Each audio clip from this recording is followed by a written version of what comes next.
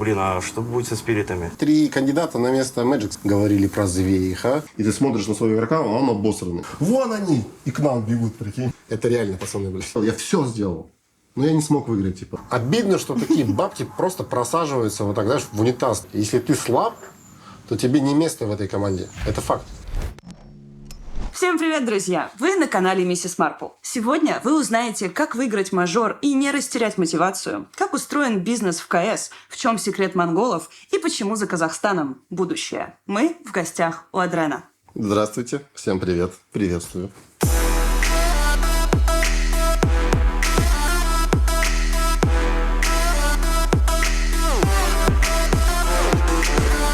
Что, я сказала, что мы у тебя в гостях. Мы действительно у тебя в гостях физически. Это буткэмп вашей новой команды. Да, добро пожаловать. Как вам у нас? Очень хорошо, приятно, здорово. Очень нравится. Нравится? Да. Вот. Давай, наверное, Да.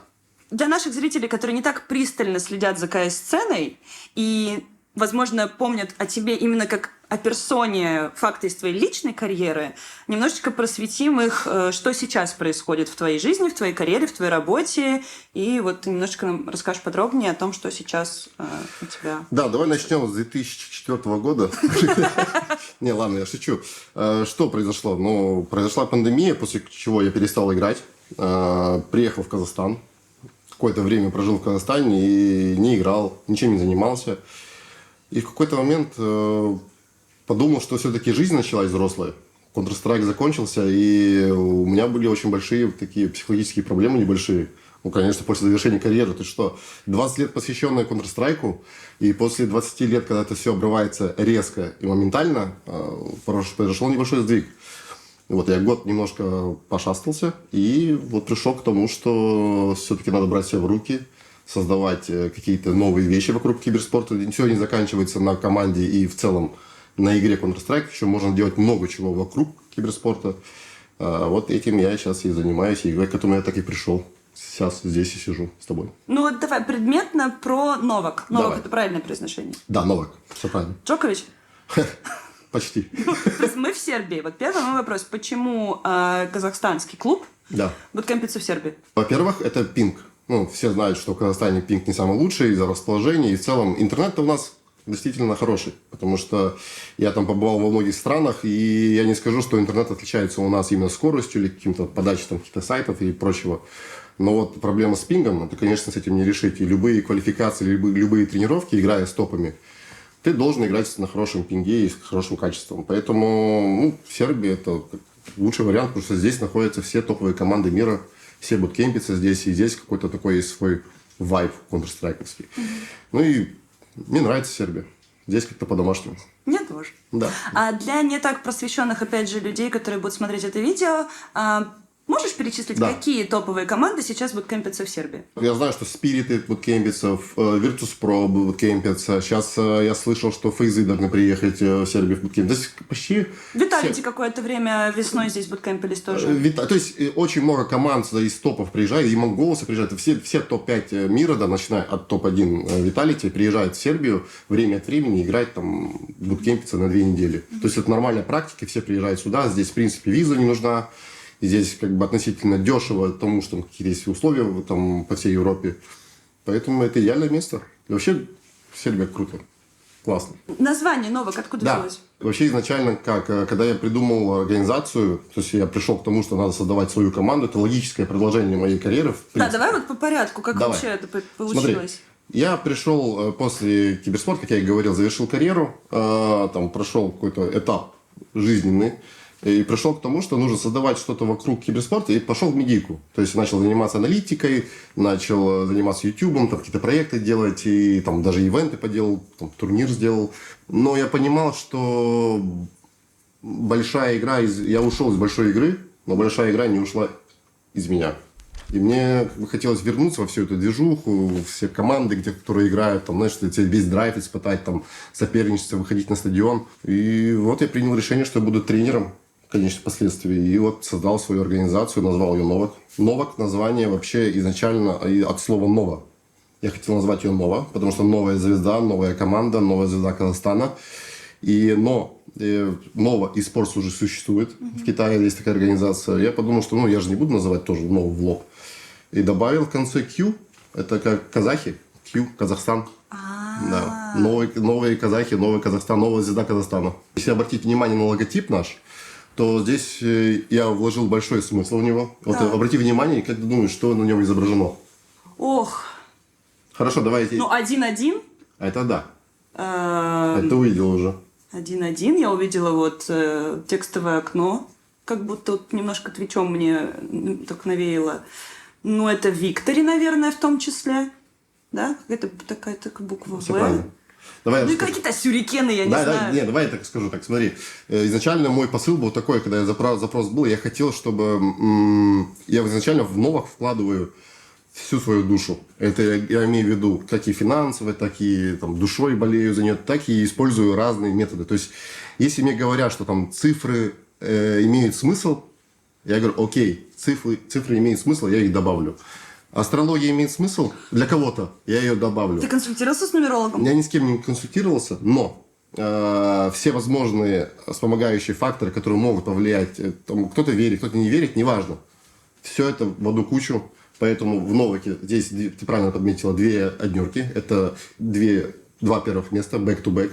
Это не просто одно первое место, это back-to-back идет. Дальше это создает треугольник. Мне очень важно было создать треугольник, чтобы было 3 как бы... Ну, Ты масон? может, я и в это тоже закинул, понимаешь, чтобы все вспомогающие моменты помогали как бы команде Новак достигать успехов. Ну и, конечно же, сердце. Оно создает такое киберсердце. Если так посмотреть, если логотип убрать все эти белые буквы и поставить на грудь, это будет маленькое киберсердце. Вот такой вот в нем смысл новой звезды. Блин, круто. Мне сейчас пришла в голову идея. Давай в чат GPT загоним все эти смыслы и спросим у него, что он думает по нумерологии, по твоему логотипу. Делай красиво. Давай. Так, значение. Число имени, ну то есть он там считает буковки туда-сюда. Число имени 6. Значение – это ответственность, забота, равновесие, красота и гармония. Это число любви и служения, особенно в рамках команды или сообщества. Оно уравновешивает между духовным и материальным, а также говорит о потенциале создать что-то красивое и важное для других. Это очень человечная энергия, теплая и притягательная. Если ваша команда про эмоциональную вовлеченность, эстетику, взаимопомощь, поддержку и эмпатию, то это имя прекрасно вам подходит. Лучше не скажешь. Знаешь, что мне захотелось сделать после этого? Классно. Типа, я сейчас Это чат GPT сделал за секунду, если что. Мы сейчас вернемся к этому, но мне захотелось прям твой голос наложить и это в Reels. И хайлайты команды. Где команда ходит, вайбит, и ты твоим голосом именно вот описание, что такое новое. Базу делаем, брат. Делаем. Погнали. Ты понял, что ты хочешь там свое наследие передать, свои знания, свою мудрость и волю к победе. В том числе. С чего ты начал? Начал считать, смотреть, во сколько обойдется буткемп. То есть я считал базовые вещи, это что необходимо для команды, чтобы достигать каких-то определенных результатов. То есть там база, там какие-то зарплаты, там компьютеры и прочее. Это я говорю про базовые вещи для того, чтобы команда достигала успеха. Правильно? Mm-hmm. Есть еще много всего, которое делает там организация помимо. Там очень много людей работает, бэк-офис. Это понятно, это к этому мы идем.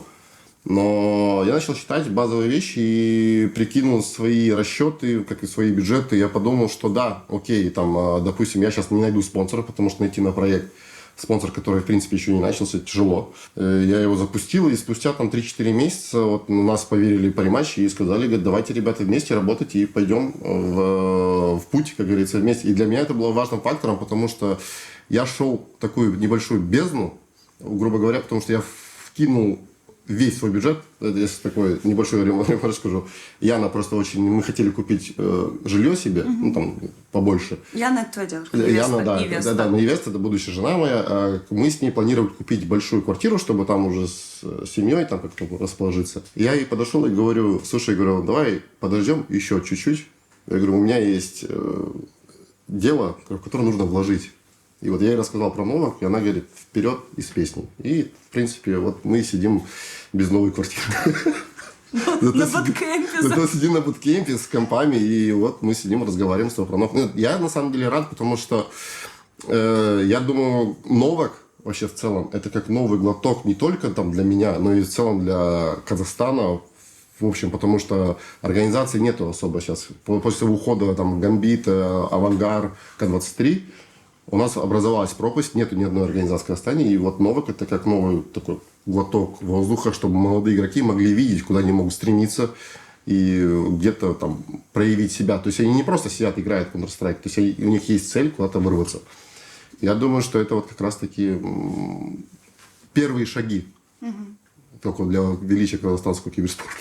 А насколько турнир, который прошел в Казахстане, подстегнул и внимание к твоей команде, и интерес у молодых игроков или не профессиональных пока любителей КС молодых? Вот как это коррелируется? Как ты думаешь? ПГЛ, который прошел в Астане, он действительно дал какой-то буст именно в понимании, что это за вид спорта, какие масштабы он может обретать, и люди больше стали доверять, наверное, киберспорту у нас в Казахстане, потому что мы были, у нас люди были такие немножко с предубеждением таким киберспорт, таким, знаешь... Консервативным. Да, консервативным, так они думали, что это игры, играют там ребята целыми днями и портят свое здоровье.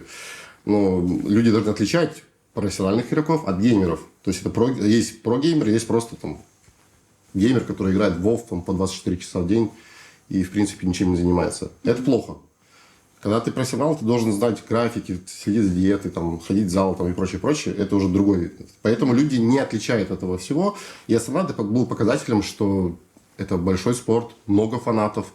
Очень много молодежи пришло на стадион. Я видел, что у нас действительно вырос уровень игроков. Именно, знаешь, приходить на ивенты, поддерживать, там, болеть, там, брать автограф. Потому что раньше этого не было. Раньше многие думали, что вот я гордый, я не подойду ни в коем случае к нему. Хотя очень хочется сфоткаться.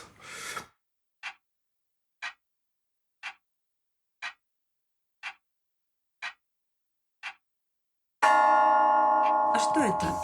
А это же время лучшей интеграции, лучшего игрового боевого пропуска Парипас. Все просто. Берете задание в Парипасе, играете мемы в Доте или в КС, получаете за это парикоины и обмениваете их на топовые скины и призы. И да, в Парипасе уже появились задания лично от меня. Выполняйте мои и другие задания по ссылочке в закрепленном комментарии.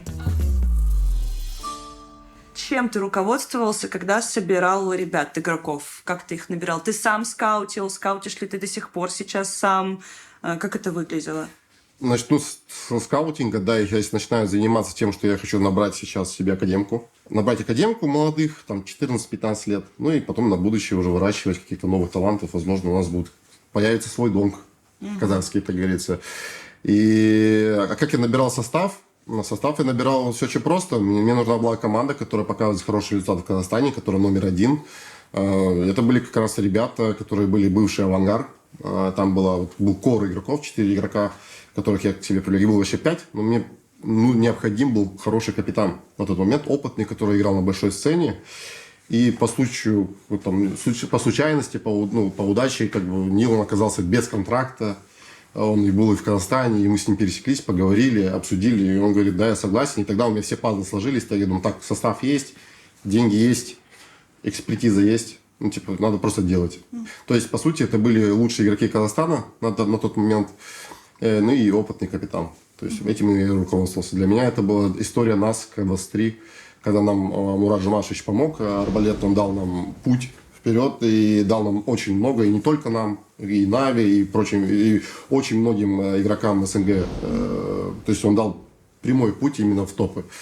И я подумал, что раз мне в свое время дали, то есть пришло мое время тоже отдавать что-то. То есть я свои знания отдаю, и плюс какие-то свои деньги вкладываю, и плюс всю душу вкладываю в этот проект.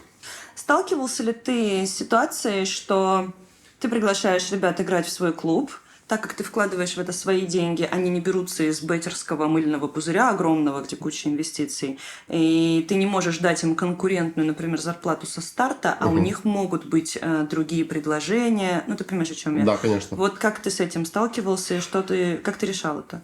Я, в принципе, к этому адекватно отношусь. Если у меня есть как сторона и человек как тренера, как человек, который отвечает за науку всей душой, и есть и другая сторона, бизнес есть бизнес. То есть, если ко мне приходят там с каким-то предложением, и если игрок действительно хочет и желает, и я ему не могу дать те условия, которые он хочет, это справедливо, что я могу отпустить его. Потому что я не буду его держать там в каких-то оковах, говорить, что сиди, мы без тебя никак не можем. Бизнес есть бизнес. Ну, а на старте как это решалось? То есть у них был вопрос, типа, а мы вот хотим такую зарплату? Или на самом деле нет, они были рады этому предложению и легко согласились на все? Мы обсуждали. То есть мы обсуждали условия и пришли к общему знаменателю. То есть мы пришли, там, и им комфортно, и мне комфортно, да, в принципе. Там, и это я говорю, что эти вложения, это на период сейчас, на первые полгода. То есть это там, то, что будет еще следующие полгода, еще надо посмотреть и посчитать. Ну, то есть они понимают, что их вилка зарплатная, она будет расти в любом случае. Конечно, да, там есть система, там, вы выигрываете турнир, там, вы входите по рейтингу, там, понятное дело, что зарплата будет расти. А можешь немножко раскрыть, на самом деле, вот эту вот арифметику, которой пользуются практически все, в любом случае, профессиональные клубы? Из чего складывается арифметика зарплат, премий, там, бонусов про игроков? Не обязательно называть именно суммы, а именно принцип, из чего это складывается в процентах. Принцип заключается в том, его вклад в развитие организации, в первую очередь. Как это оценивается? Оценивается как он как игрок. То есть, насколько он проявляет себя как игрок, насколько он важный игрок и насколько он медийный игрок. То есть, подожди, можем ли мы считать, что, например, КДА игрока влияет на его зарплату? Отчасти, да. Да? Отчасти. То есть, если у него большой КДА, Так. соответственно, за ним будут охотиться большие крупные рыбы. И ты его не хочешь отпускать, потому что это твой стар-плеер. Соответственно, ты должен предлагать ему больше зарплаты, чтобы он не ушел в другой коллектив. То есть индекс зарплаты может напрямую зависеть от Зависит, КДА может, игрока конечно, и от конечно. положения в рейтинге К Шелтивей. примеру скажу. Вот у Давай. меня играет, скажем, там, Памкин, например, да, игрок. И к нему приходят Falcons и говорят, мы хотим его купить там за 2 миллиона. Я просто пример. Ну да, да. 2 миллиона. Я говорю, окей. И я прихожу, говорю, он говорит, ты хочешь остаться или уйти? Он говорит, я хочу остаться. Но я хочу зарплату соответствующую. Хотя бы. Не такую, которую они предлагают, но хотя бы на 50%. Но я понимаю, что те зарплаты, которые предлагают Falcons, и которые я могу предложить, это вообще отличаются. Соответственно, здесь я уже могу сказать, что я не могу дать тебе такие зарплаты, тогда он уйдет с команды, и это будет справедливо. Второе, почему заключается, в чем ценность игрока? Это медийка. Стримит он, снимается в роликах, дает интервью, насколько у него большие цифры там, в всех соцсетях, это тоже плюс к зарплате. То есть, соответственно, есть у тебя игровая зарплата, где ты как игрок ценный, плюс у тебя еще надбавка, есть плюс бонус, это как медийная часть.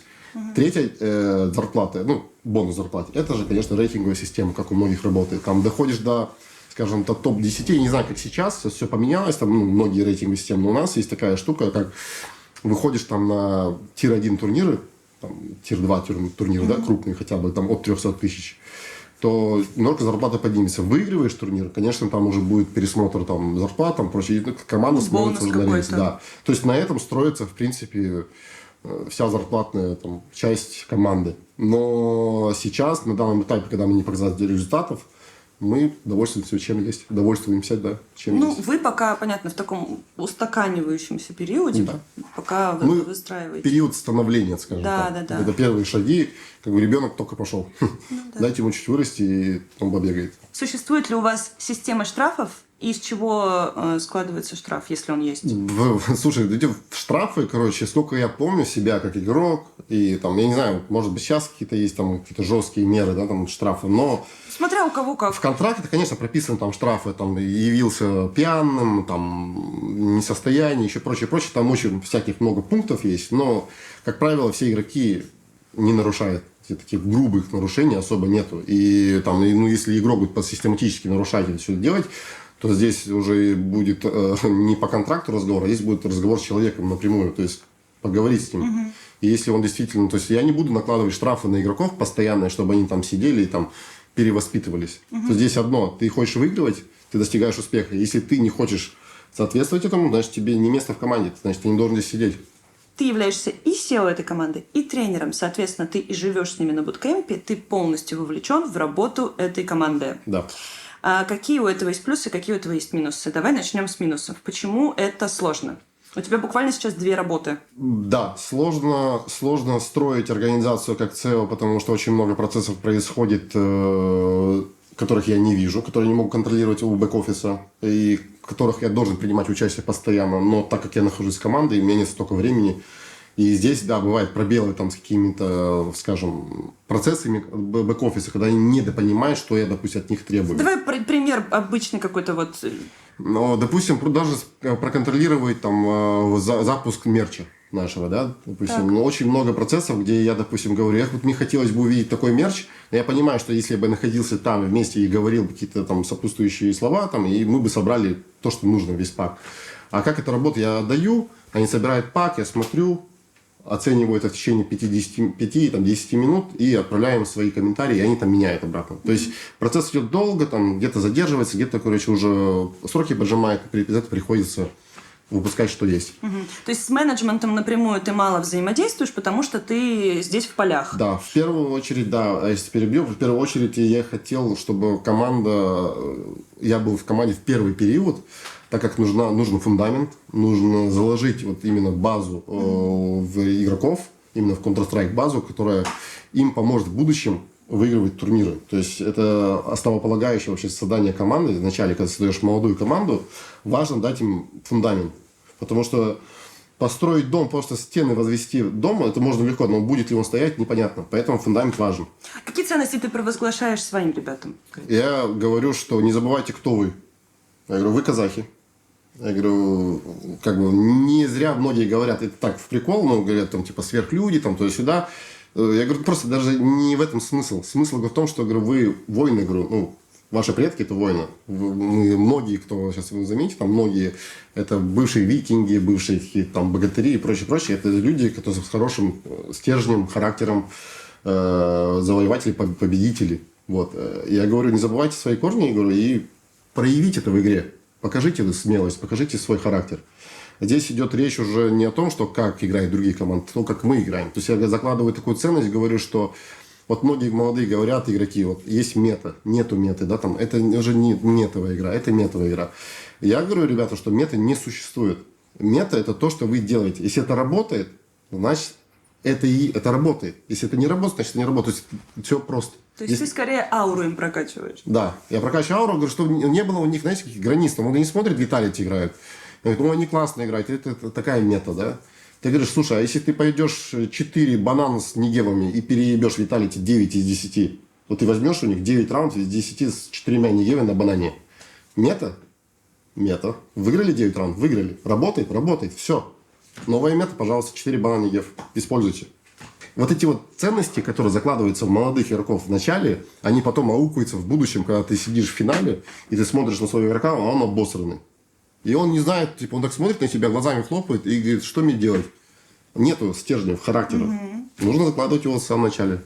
А помимо вот того, что ты уже перечислил, какие-то бытовые, может быть, не знаю, правила, какие-то, может быть, тренировки, советы, вот что-то из этого? Конечно же, тренировки, советы там то по тому, как я сам прогрессировал, но я понимаю такие вещи, что, допустим, то, что подходило мне, может не подходить игрокам, поэтому я стараюсь подбирать каждому какие-то определенные свои методы, там, кого я вижу, кому я могу помочь, кому я вижу, что я не могу помочь в плане того, что дать свою экспертизу, там, скажем, по снайперским винтовкам, да, то здесь я уже там могу написать Моу Русу, там, я писал Зевсу, и с ним общались, и там по капитанским моментам, да, по тренерским.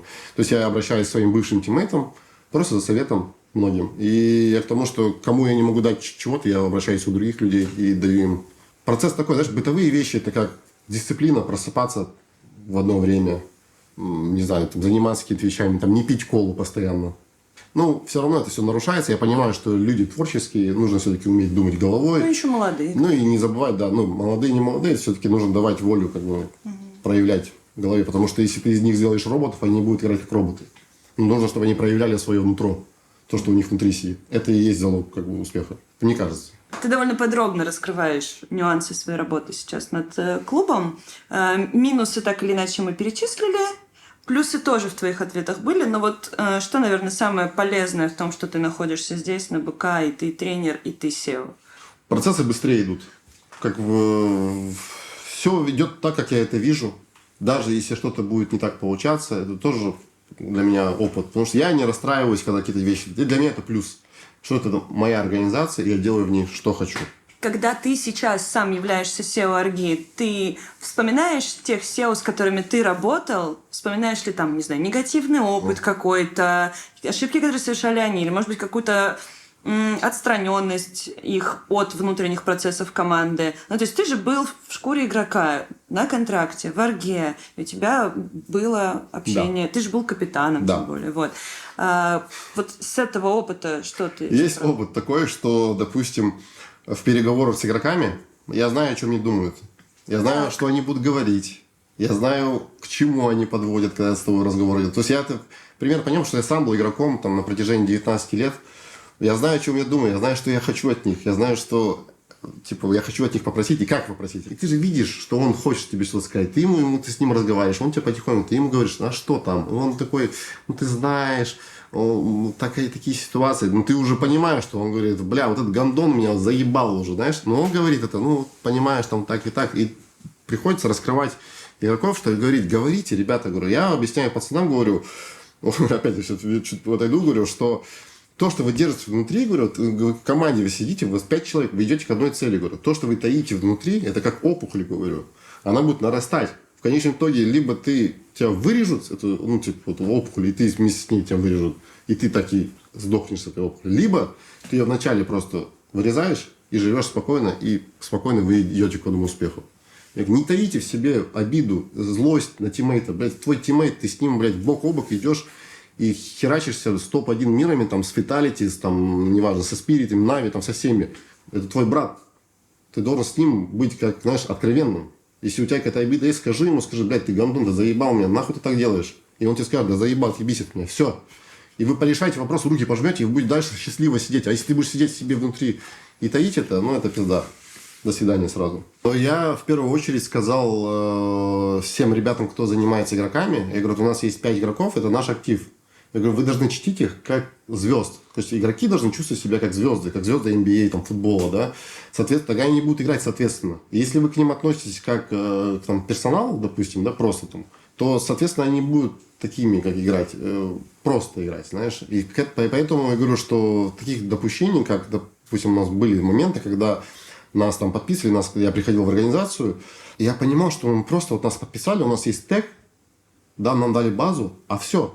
Больше ничего нету. То есть мы как бы играем онлайн-турниры, да, мы проиграли где-то еще что-то не получилось, где-то какого-то фидбэка нету. Никто не приходит, не говорит, что случилось с вами, ребята, давайте с вами поговорим, давайте там 3-10, там, узнать там более игроков. Там, допустим, есть игрок, который не может раскрыться команде, но он может раскрыться тебе, потому что он тебе доверяет. И такие есть упущения. То есть достаточно поговорить с игроком и там пару фраз от него услышать, этого будет достаточно, даже ему ничего не сказав. Он выскажет и пойдет дальше играть спокойно. И этого не хочу допускать именно в нашем коллективе, что игрок уходит в себя, и я хочу с ними больше контактировать, значит, с ними быть здесь и сейчас. И чтить их как старплееров, как игроков, которые звездные, будущие. Потому что, ну, это наше будущее. Но есть ли у тебя какие-то грани, чтобы не перегнуть? Ну, понимаешь, да, с вот этим вот отношением как к звездам? Потому что, ну, таким образом... Многие ребята портились от такого отношения. Ну, понятное дело, что я с этим не перебарщиваю. У меня есть свои методы. Как бы у нас... Я тоже прошел свою школу. Там, я всю свою жизнь, когда играл в Counter-Strike, всегда выделялся там в командах. Да. И я прошел путь звезд. Я звезду ловил несколько раз. У меня было там за карьеру где-то 2-3 раза ловил звезду. Как это проявлялось? Даже отношением просто отношением к другим игрокам. Знаешь, ты играешь какой-то там, вот мы выиграли мейджор, там прошло там 3-4 месяца, 5 месяцев. Я начал понимать спустя там уже несколько лет, что мы плохо играли. Понимаешь? Мы плохо играли. Я смотрел, мы просто играли отвратительно. Но мы этого не понимали. Для нас другие команды долбоебы делают какую-то хуйню. А мы типа лучшие. Это тоже проявление звезды, знаешь, когда ты мне там перестреливает какой-то игрок, я думаю, блядь, это бомж меня перестрелял. Хотя на самом деле я бомж. Я там уже перестал тренировать стрельбу, там что-то какие-то время уделять. Я его пережил минимум 2 раза. Первый раз это в 1.6, когда я играл, я чувствовал себя вообще богом этой игры, когда, знаешь, я играл против поляков, Golden 5 в 1.6, и они на тренинге не могли пройти меня, и мне Нео писал там, Кинг, говорит, сколько хп, типа, я такой думал, ну все. Мне там 18 лет, я думал, я на пике, короче. Мне один из лучших игроков, ну, лучший игрок мира пишет, типа, Кинг. Я думаю, ну все. Тогда звезда первая появилась, но мне ее быстро потушили. Там есть свои методы тоже, как казахские. И вот вторая, это, наверное, после победы на мейджоре. Где-то на протяжении года лично я на протяжении, может, полугода точно не понимал, что мы очень хуёвые. Отсюда вытекает следующая моя мысль. Ты говорил, что клуб «Новак» — это довольно амбициозная идея. Ты хочешь создать организацию, в которую будет престижно, классно идти. Люди будут хотеть здесь играть, как там в Spirit, Na'Vi, Vitality. Но при всем при этом существует на текущий момент в индустрии ситуация, в которой многие маленькие клубы, небольшие, там, начинающие, да, там, не такие большие, масштабные, становятся своего рода инкубаторами для больших клубов, где ты скаутишь, ты находишь, ты вкладываешься в молодых талантов, вот условно, из Казахстана, Да. привозишь парней в Белград, даешь им знания, базу, все остальное, придет обязательно клуб, который твоего талантливого, уже взросленного игрока у себя купит. Но сейчас, на данный момент, если... Я опять же говорю, я не против таких трансферов, я понимаю, что это часть киберспорта, часть Counter-Strike, что здесь без этого никак. Если я не могу дать игроку условия, я не могу его удержать. Это логично, как бы, да. И сейчас у меня какие есть. Я примерно понимаю, что может случиться там через год, там, что у меня игроков начнут хантить. Но к этому моменту я планирую уже найти какие-то уже инвестиции. То есть инвестиции не такие, что там я с кем-то запартнерился, да, а это именно инвестиции, которые придут, за счет которых я могу удержать игроков и давать им лучшие условия. То есть это сейчас первые шаги идут. Я понимаю, что на первых шагах там могут раскупать игроков, что-то забирать. С этим я ничего не поделаю. Но цель главная стоит в конце. То есть сделать организацию номер один, чтобы игроки, когда у них стоял выбор там, пойти в Spirit, Face и там, No Sports и Novak, они выбирали Novak. Потому что они для них это как бы, один хуй в другой руке, как говорится. Знаешь? Поэтому как бы, они выбирали самое лучшее для себя. Это, как бы, чтобы это был Novak. Чтобы они болели за свое. Как бы, вот, мы... Этого я хочу достигать. То, что будет происходить в начале, ну, я с этим ничего не могу поделать. А как скаутить? Потому что сейчас еще и огромное количество молодых, совсем юных игроков подписываются в академке с нулевой. Как только он начинает хороший результат показывать, его подписывают академки. Да. Как скаутить? Вот я сейчас как скаучу, допустим, вот мы там на фесте запустили клуб новый, и там я, допустим, на стриме набираю, просто мы заходим вдвоем, и я пишу там от 9 до 10 левела, набираю людей, просто в клубе. И они заходят, я смотрю, кто как играет там, и спрашиваю, там, вот, допустим, мы недавно вот играли с парнишкой, ему 14 лет, у него 2800 эло, как бы, и у него есть первые предпосылки на про игрока. То есть уже 14 лет он уже показывает такие неплохую игру, он знает гранату, он понимает тайминг, он все понимает. То есть я понимаю, что если в него вложить правильное, то есть мышление, развить ему навыки Counter-Strike, еще больше отточить, то через 2 года он может стать одним из лучших игроков Казахстана. То есть, опять же, я не знаю его характера, если не поговорил. Скаутить можно только увидеть по игре.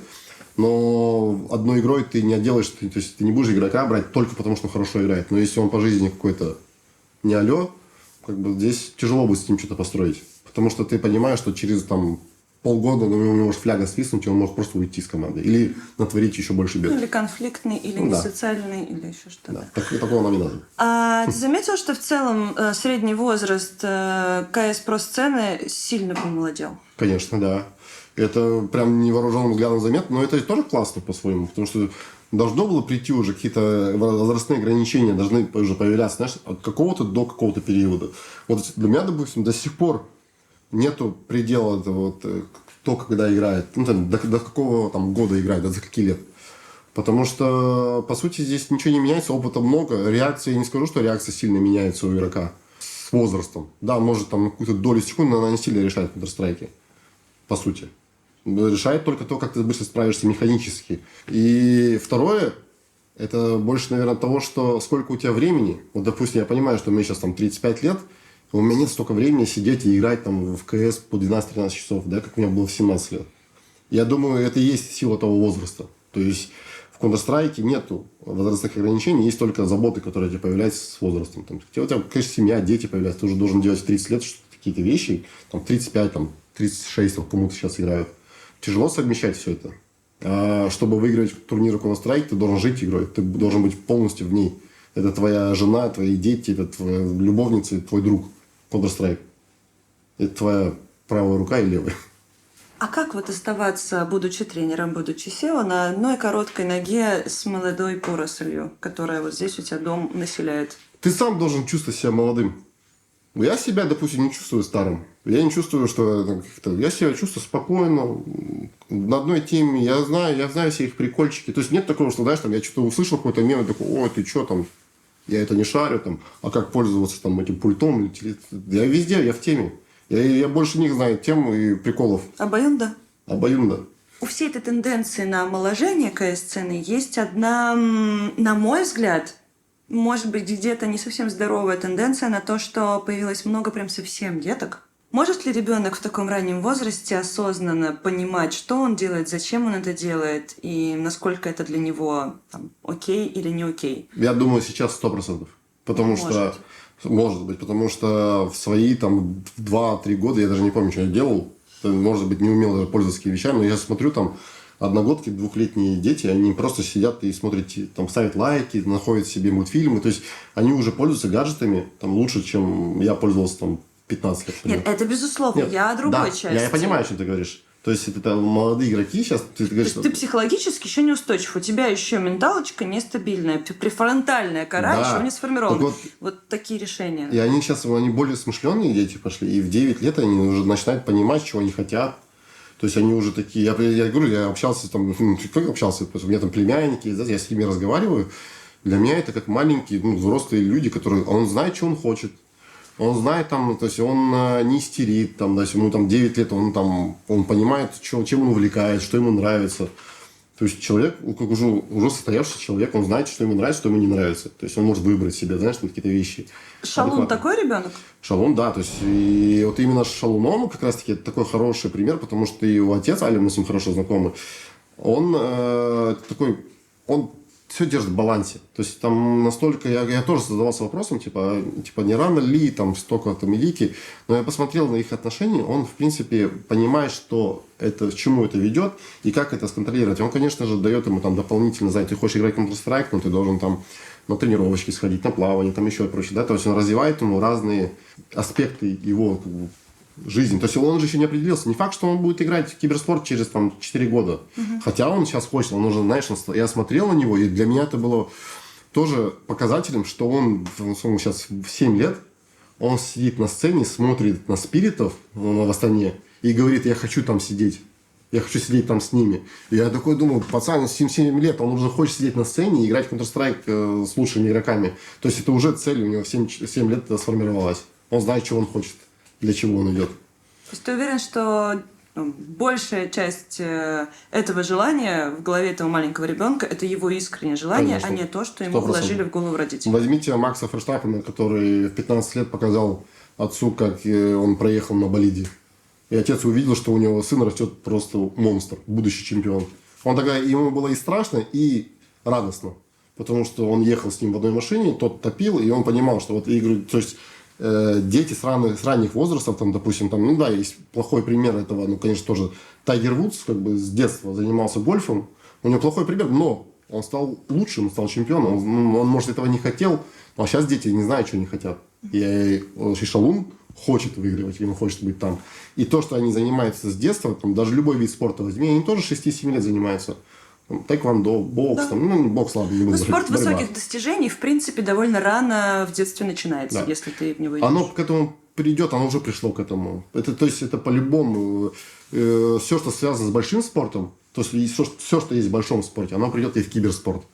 Просто будет адаптировано. Ну и получается, вот мой скепсис здесь ровно в этом и кроется. Как и в большом спорте, довольно часто родители реализуют свои какие-то несбывшиеся, значит, там, надежды, мечты в своих детях. И поэтому мы видим, как там девочку тащат на художественную гимнастику, она не хочет этим заниматься, это мама хотела. И вот поэтому у меня частенько возникает такое чувство, когда я вот вижу маленьких сейчас вот парней типа Шалуна, которых там папа как-то продвигает, что-то рассказывает, показывает, что думаю, а может быть, это все-таки больше папа хотел, чтобы он в КС играл, или все-таки нет? И вот здесь я себе на этот вопрос точно ответить не могу.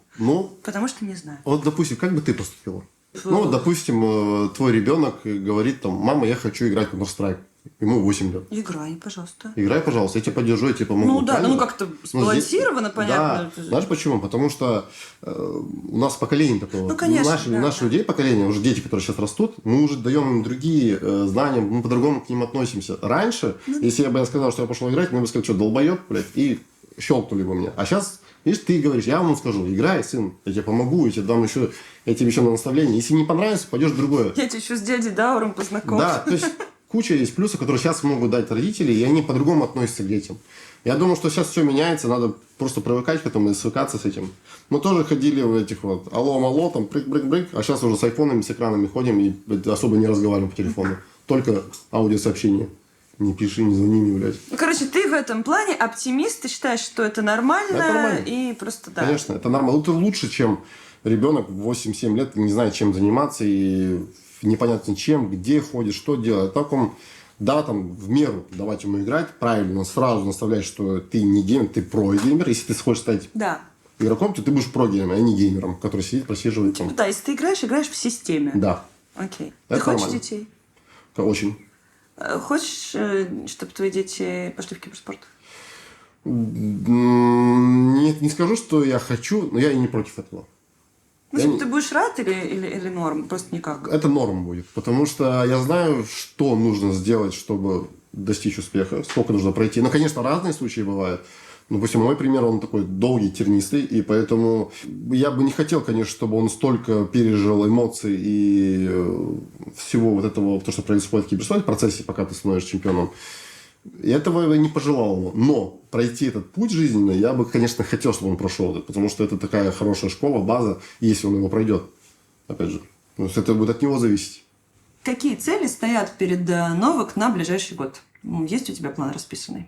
План расписанный есть. Есть роудмап свой. Ну, как бы, конечно же, по роудмапу не всегда идет как хочется, но в этом году мы планируем уже войти в 20-ку команд. Ну, чтобы получать хороший инвайт и играть, конечно же. Но следующий год уже стоит победа на каком-нибудь турнире. Я не говорю на мейджоре, но на каком-нибудь крупном турнире. То есть мы сейчас прикладываем максимум усилий. Понятное дело, что мы сейчас только собираемся и прочие эти темы, но как бы стоят задачи.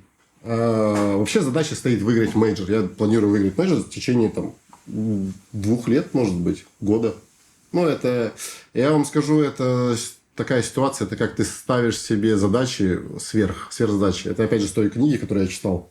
Я Да. хотела о ней поговорить. Конечно, но- обязательно поговорим про нее. Это Да. очень замечательная книга. И это вот одна из той части, которую я там пацанов навожу. Там, и вот у нас доска есть, если там обратить внимание, потом можно показать, что я рисовал линию, которую там в первые дни нам написал Зевс, нарисовал. Вот он говорит, начало нашего пути, вот точка А, есть точка Б, да, конечная. Это вот победа на мейджоре. Возможно, эта установка была неправильной в начале гамбит. То есть мы настроились на победу на мейджоре, но то, что будет дальше, мы не обсуждали. Вот. И вот у нас есть точка А и точка Б. Я точку Б назначил, говорю, доминацией, как вот сделали Виталити. 7 побед. Да, вот эта конечная цель Б. Когда вот мы дойдем до доминации, все. Это уже пик, который там... И будут последующие турниры. Я это выстраиваю, чтобы видеть. Ты ставишь команде цель сверхцель, которую они смотрят и говорят, ну ты, говорит, безумный. Он говорит, это невозможно. Ну, нет ничего невозможного, правильно? И если человек настраивается на победу там, в течение года на мейджоре, то он сделает все за этот год, чтобы выиграть этот мейджор. Но даже если он его не выиграет, он проделает такую огромную, колоссальную работу, которая ему потом на ближайшие 10 лет даст ему хороший старт и, как говорится, светлое будущее в киберспорте. Пока я знаю не так много примеров игроков со своей собственной организацией. Ну, можно отчасти отнести туда Нутейла, OG неплохой пример. Можно отчасти отнести туда Пупея Секрет. И Дэнди, и Бейт, что, ну, сложно назвать прям успешным примером, потому что Хороший. через тернии, ну, я имею в виду результаты, я не говорю про клуб. Да. Клуб супер, классно, достаточно давно уже существует, работает, отлично. Но мы говорим про вот твои амбиции, про такие результаты. Как не пойти по тому же пути? Ты собрал организацию, у тебя все работает, ты набрал игроков, все классно, но у тебя там нет топ-1, нету крупных турниров, ты туда не попадаешь. Ты там, вот. Как этого не допустить? Конечно же, многие коллективы, многие организации строятся на больших победах составов, и на этом они строят какой-то там свой путь. Я пошел немножко тоже по другому пути здесь. Изначально, когда мы создавали Новак, я это вкладывал именно в команду. Хотел объяснить даже там, зрителям, фанатам, друзьям нашим, кто болеет за команду Новак, кто болеет за разные коллективы. Я смотрю просто, и комьюнити как-то разрознено. Знаешь, кого-то там срут, там, и Виталити там срут, и боготворят, там, и Спирит, и всех.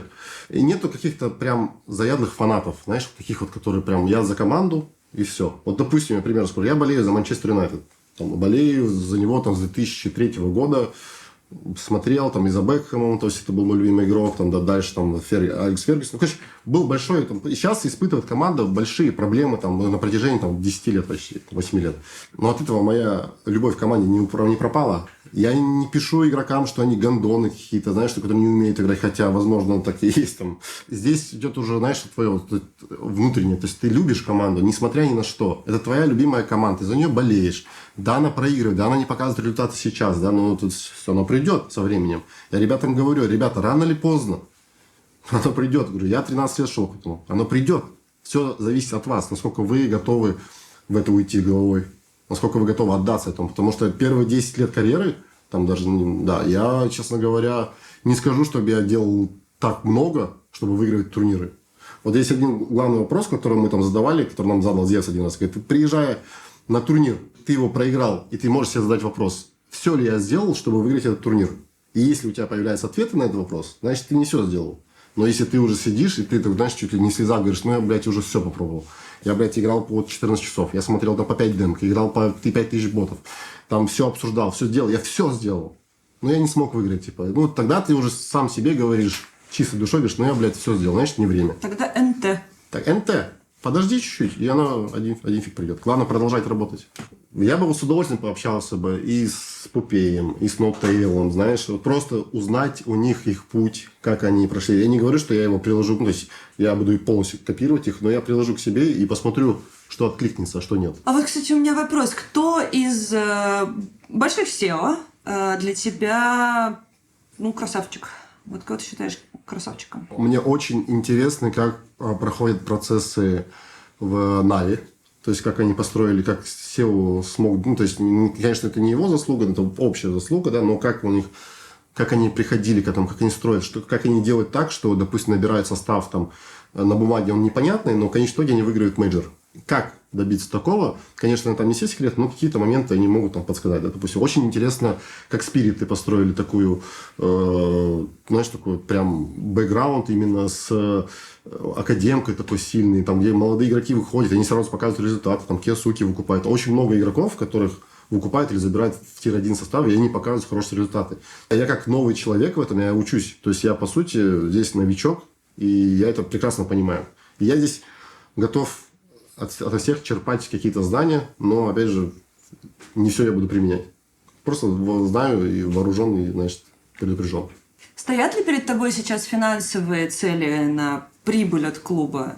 И в какой период ты собираешься выйти, там, не знаю, на ноль, на окупаемость? Да, я думал об этом. У нас есть, конечно, в плане там какой-то момент там, выйти в ноль и там, начать монетизировать эту ситуацию, да, но пока я, конечно, понимаю, что проект идет в долгую. То есть, это проект не то, что там мы создали его сейчас и там закроемся через какое-то время. Да? Конечно же, все будет зависеть от финансов, опять же, какие там будут, да, но все будет зависеть от нас, от меня конкретно. Это как я буду строить медийку, как я буду с партнерами работать, как команда будет играть. Есть очень много факторов, которые так или иначе влияют на финансовую составляющую. Ну, конечно же, есть там определенные, там, как я и говорил, инвестиции и прочее, когда я могу привлечь. То есть, то, чего я не хочу, это привлекать инвестиции, но я понимаю, что это необходимость в будущем, если ты хочешь построить большую организацию, то это необходимость. Ну, в киберспорте, да, буквально необходимость. Но прежде чем предлагать какие-то инвестиционные там, пакеты или прочее, я должен понять, как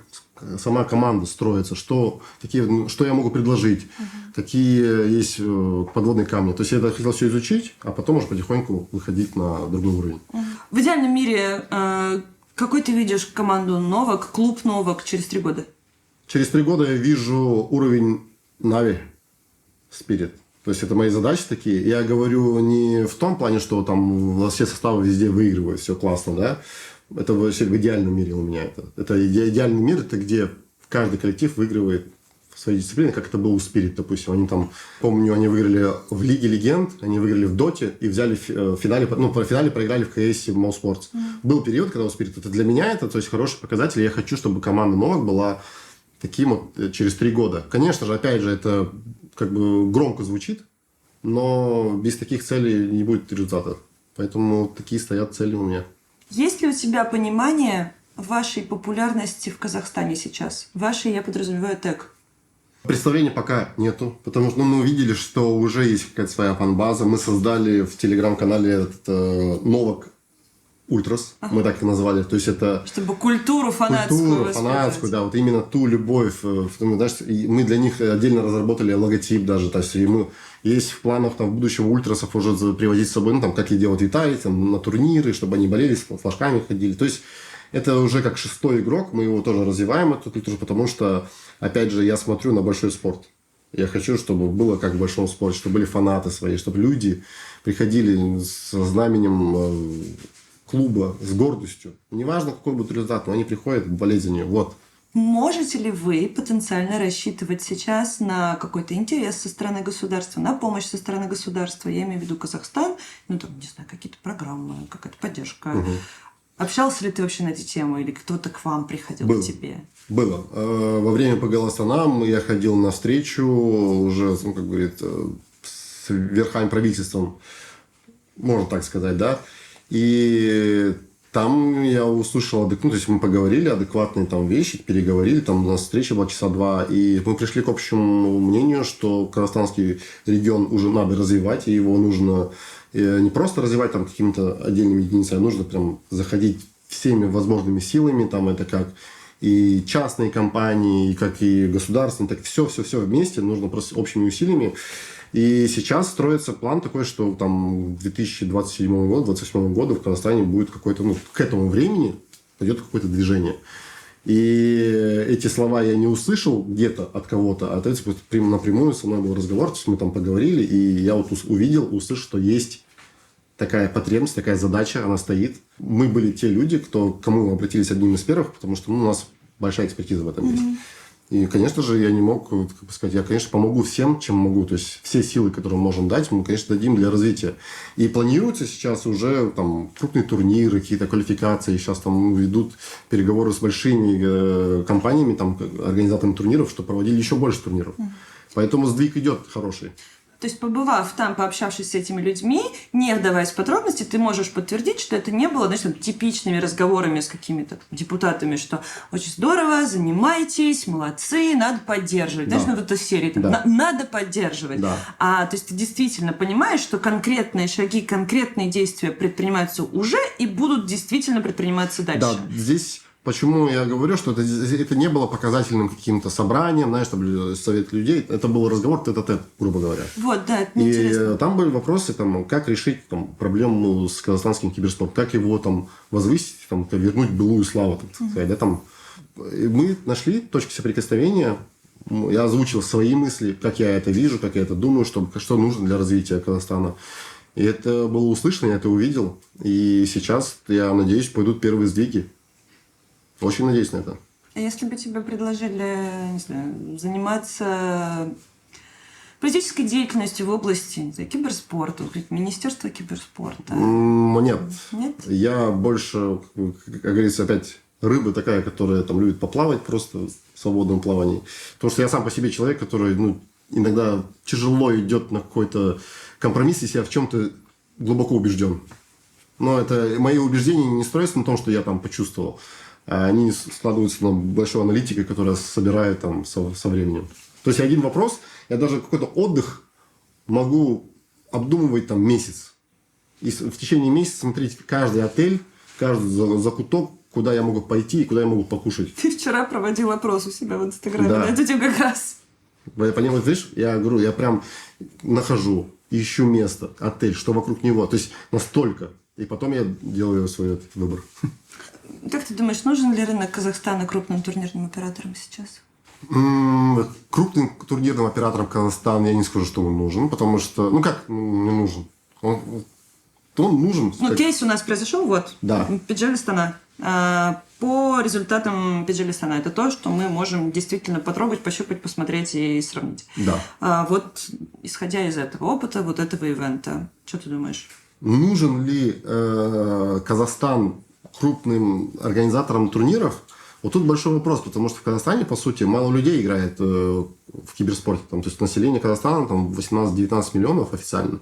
Но из них сколько играет в киберспорте? Мало. Правильно? Эти цифры не те, которые нужны для организаторов. Я сейчас перебью. Но Ну сколько туда приезжает? Сколько приезжает, это одно. А второе, это почему они нужны. Потому что Казахстан, он может быть таким вот фильтром, где и в ЦА заходят, и все СНГ пространства, они могут съезжаться в Казахстан. Это как центральный хаб, там, СНГ, ЦА региона, где, вот, знаешь, вот, по сути, в Центральной Азии нету ничего.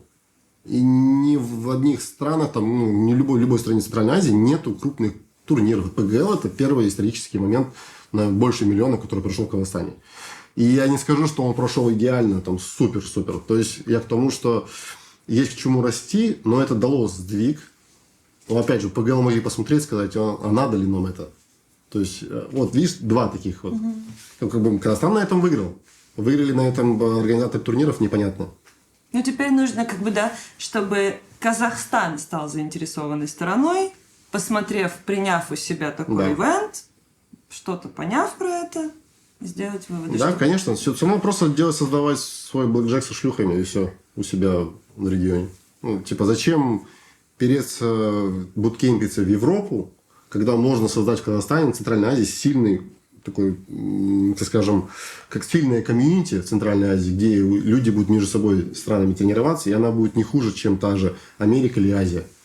Если мы сможем конкурировать с этими регионами. Конечно, до Европы еще далеко, но как бы можно же создать свою систему внутри. Почему бы нет? Много талантливых игроков в Центральной Азии. Это как новый регион появляется. Кто не знает, это профессор наук, мой коллега Адлет. Давай развернуте для тех, кто, опять же, для зрителей наших, которые, может быть, не так пристально следят за вашим сквадом, за вашей деятельностью. Почему Адлет с нами здесь сегодня? Ну, в первую очередь, Адлет, для тех, кто не знает, это мой старый друг. Очень мы давно с ним познакомились, еще на начале карьеры, когда мы начинали...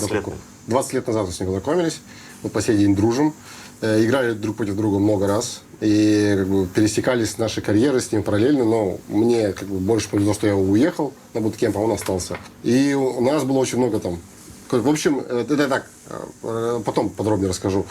Также он является участником «Квартиры 36». Также он чемпион мира первого турнира по PUBG. Готовится, кстати. Я сам в шоке. Я до сих пор не верю, я даже никому это не рассказывал. Да, также он является аналитиком Counter-Strike, хорошо разбирается в игре. И, в принципе, он является как вторым тренером новых. Да. Помогающим. Мы еще вместе с ним в ЦГ играли. Да, заняли там бронзовое место. Это был мой первый лан. Что еще? Там миллионер, да, миллиардер, хотел сказать, чуть не соврал. Миллионер, филантроп, не плейбой, просто обычный парнишка. Да, мы 20 лет дружим, как бы вместе соперничали, играли вместе, какой-то там майндсет, вместе гуляли, очень было... Много историй было. Историй было очень много. Мы все не можем рассказать, ну, такие более-менее... Чуть-чуть поразгоняем. Что-то поразгоняем, да. А это Евгений. Всем вам прекрасно знакомый человек. Спасибо. Легенда. Можно еще подарить чуть-чуть? Спасибо. Да, конечно, вы же не наелись, правильно? Конечно, да. Ну ладно.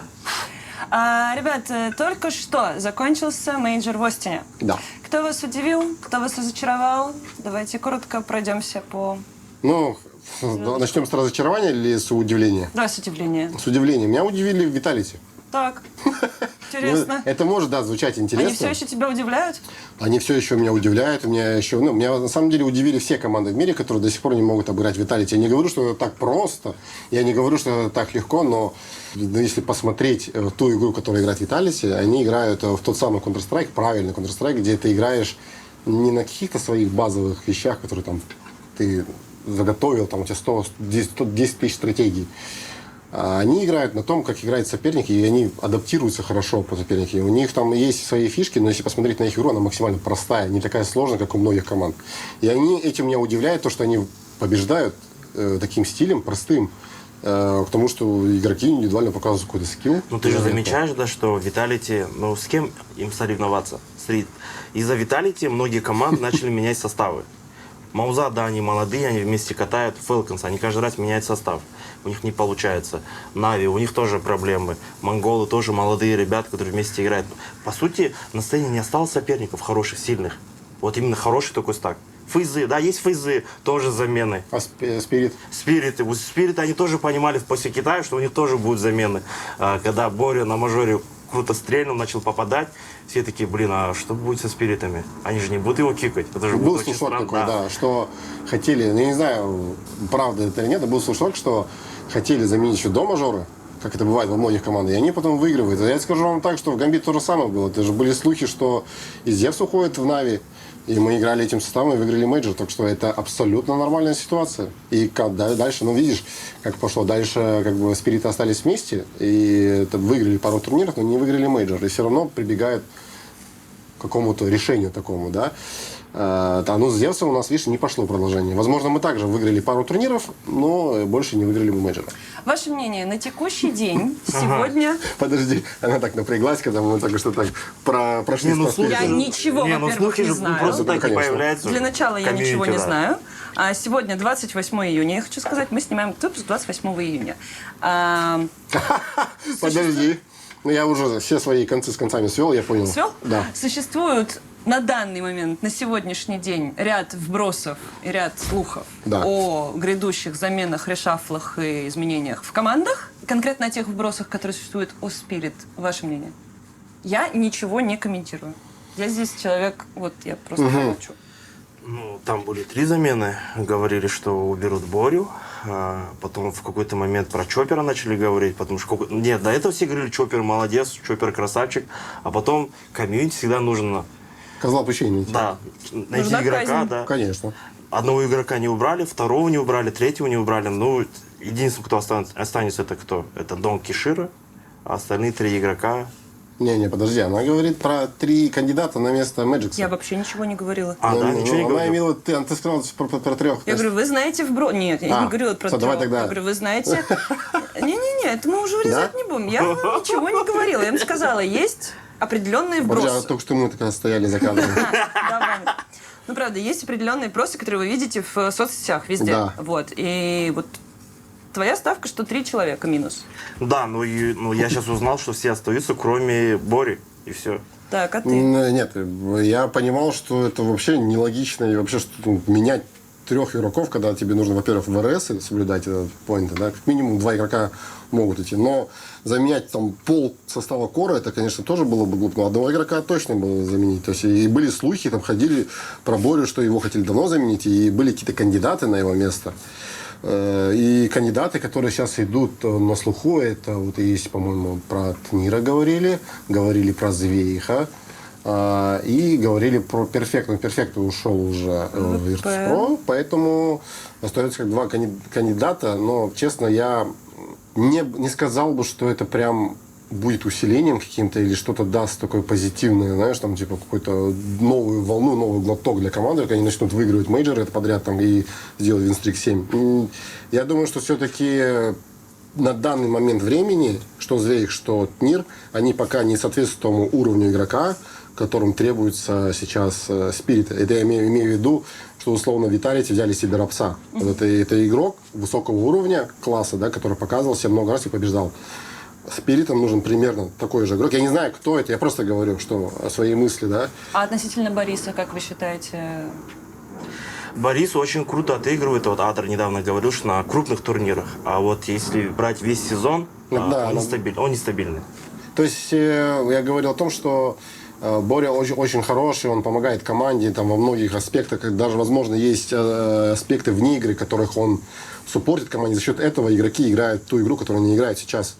Его форма на протяжении сезона, я не говорю там определенно большие турниры, конечно же, на них большие ставки идут, и там люди собираются, но на протяжении сезона ты должен показывать хотя бы какую-то стабильность. И она в нем отсутствовала. И это то самое, что нужна стабильность в команде, чтобы быть спокойнее. Из-за этого Ну, они как у качели. Виталити, они взяли Рапса, у них был стабильный игрок там Зайву, там еще второй игрок, ну Спинкс свою роль не выполнял, пришел Робс, и через месяц они начали всех кошмарить. Да, то есть Перф в ВП. сомнительно, но окей. Мне кажется, он просто уже устал. 1,5 года он не хотел, как Саня, сидеть там. Саня сколько уже? 2,5 года сидели? 2 года. 2 Ну, они уже оба сидели. сидели. Он сидел 1,5, Саня сидел 2 года, не играл.